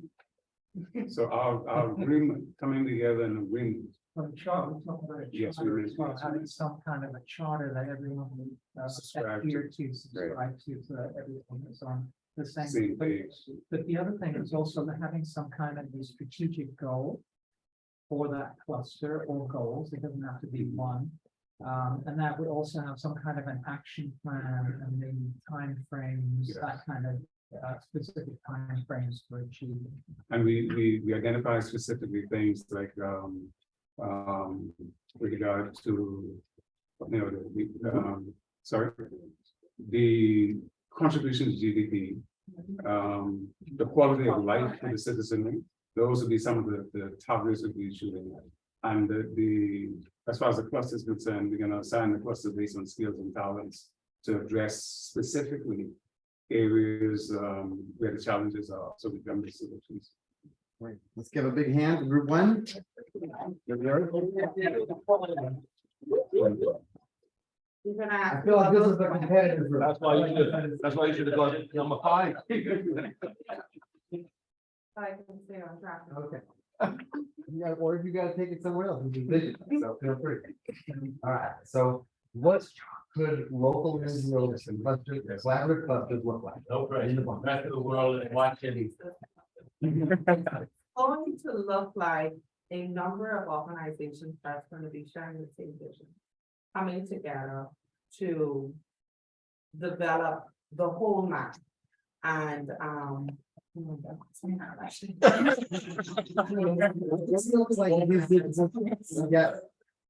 What is success? success for us will be accomplishing all of our targets and our goals, which we are looking at doing a holistic food bank. Okay, where we're going to be catering to the mind, body, and soul, catering to developing the mind as a whole. And we know it's better to teach a man to fish as opposed to providing him fish every day. What we would be known for would be having a strong, practical, sustainable food bank in the Bahamas as well as the Caribbean. And what would be our most accomplishment we would be proud of is that in our 5-year goal mark, we would have decreased hunger locally. We would have provided the human beings with a sense of dependency, independency. We would have either changed or at least influenced the culture in terms of a healthy lifestyle in the Bahamas. How would our organizations be working together? Well, working together, we will provide a range of services. Again, we look at working with the mind as a whole, holistically. And we want to provide services from mental support, services from educational, nutritional training, services from even if you're religious, providing religious support, etc. And exercise, definitely health exercise. Listen, and we know there is a need of learning, teaching our Bahamians how to swim from children age. So we want to ensure that we incorporate that aspect of developing the mind holistically. And what will it take for us to get there? Well, first of all, we need to ensure that everybody shares the same vision. And we know with vision, there has to be a plan, there has to be commitment, there has to be consistency. And we know when we put all these things together and their structure, we know we can get it done. So you walk into our food bank for food. But you get a whole lot You would have more. gotten counseling, you would have gotten training, you would have gotten cooking classes, you would have gotten signed up to exercise, you would have gotten. It's all. Belly, you need it more than Good stuff. I love it. So it is.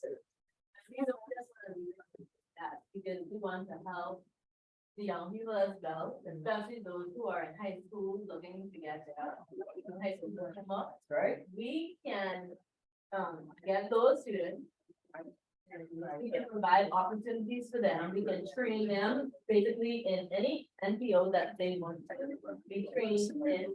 And then they can be ambassadors to their schools and actually have a further endeavor. And then those community service dogs. Yeah, definitely. So we got you, dog. Really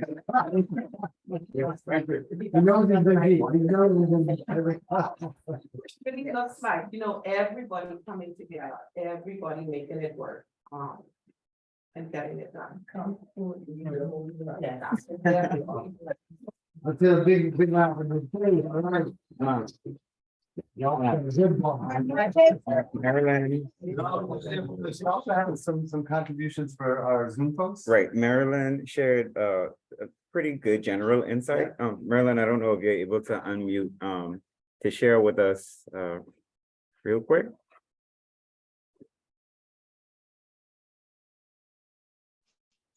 Good afternoon, colleagues. Good I afternoon. am on good, I'm sort of trying to multitask and I was trying to use my computer and phone. Right now, I'm just on my phone, so I don't see precisely now what I sent in the chat. Let me see if I can find it. Would it help if I sent it right back to you? Not that. No, that won't help. The phone also has a fine speaking I'll have voice. No, I don't mind reading it if that's better. I just wanted to give you the opportunity. But if it's better for me to read it, I definitely can. Let me see if I can, just a second. Okay, I think I've found it. Okay, great. Okay, thank you, Stefan. With respect to, again, I don't have the actual questions before me, but essentially what I recommended with respect to what a Bahamian NGO cluster would look like. Rather than trying to reinvent the wheel, I think we all know what have been intractable perennial problems before us. And just to zero in on one of those problems, or just one element of them, for example, if you took food security, that is a vast area because it even extends to food sovereignty.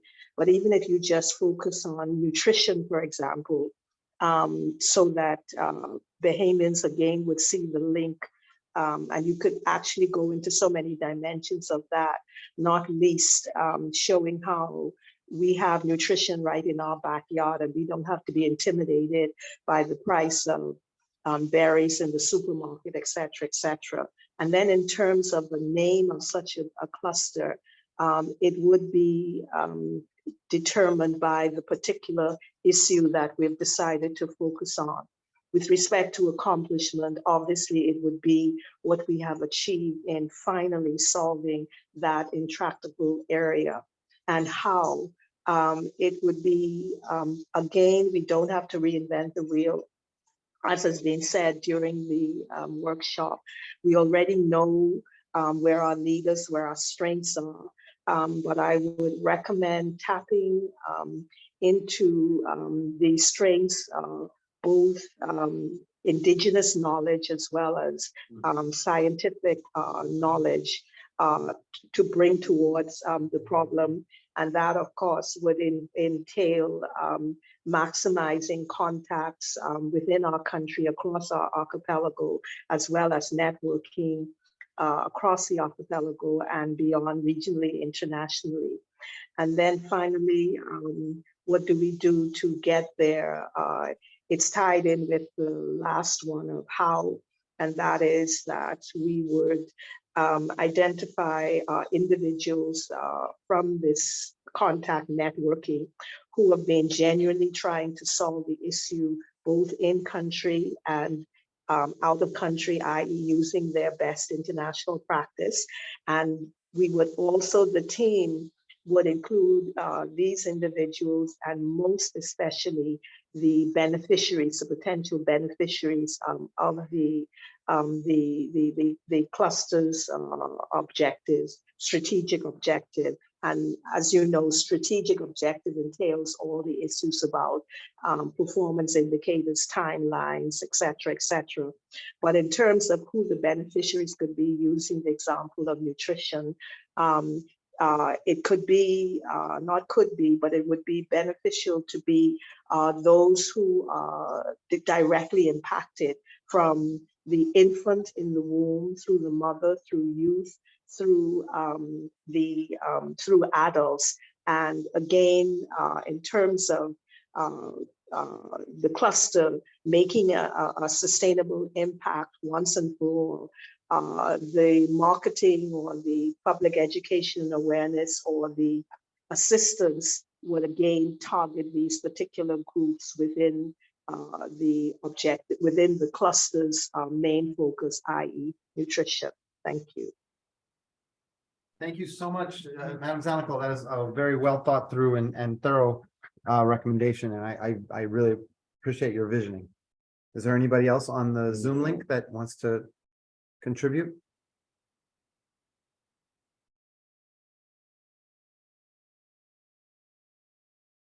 We're going to take the silence as we've said it all.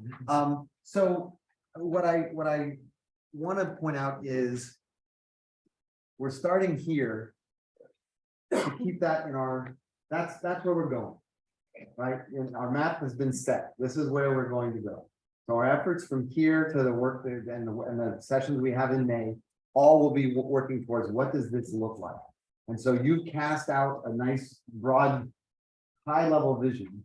The next steps in our sessions will help us to define what does that look like. And so we're keeping this vision in front of us, and each step will help us get closer and closer to that.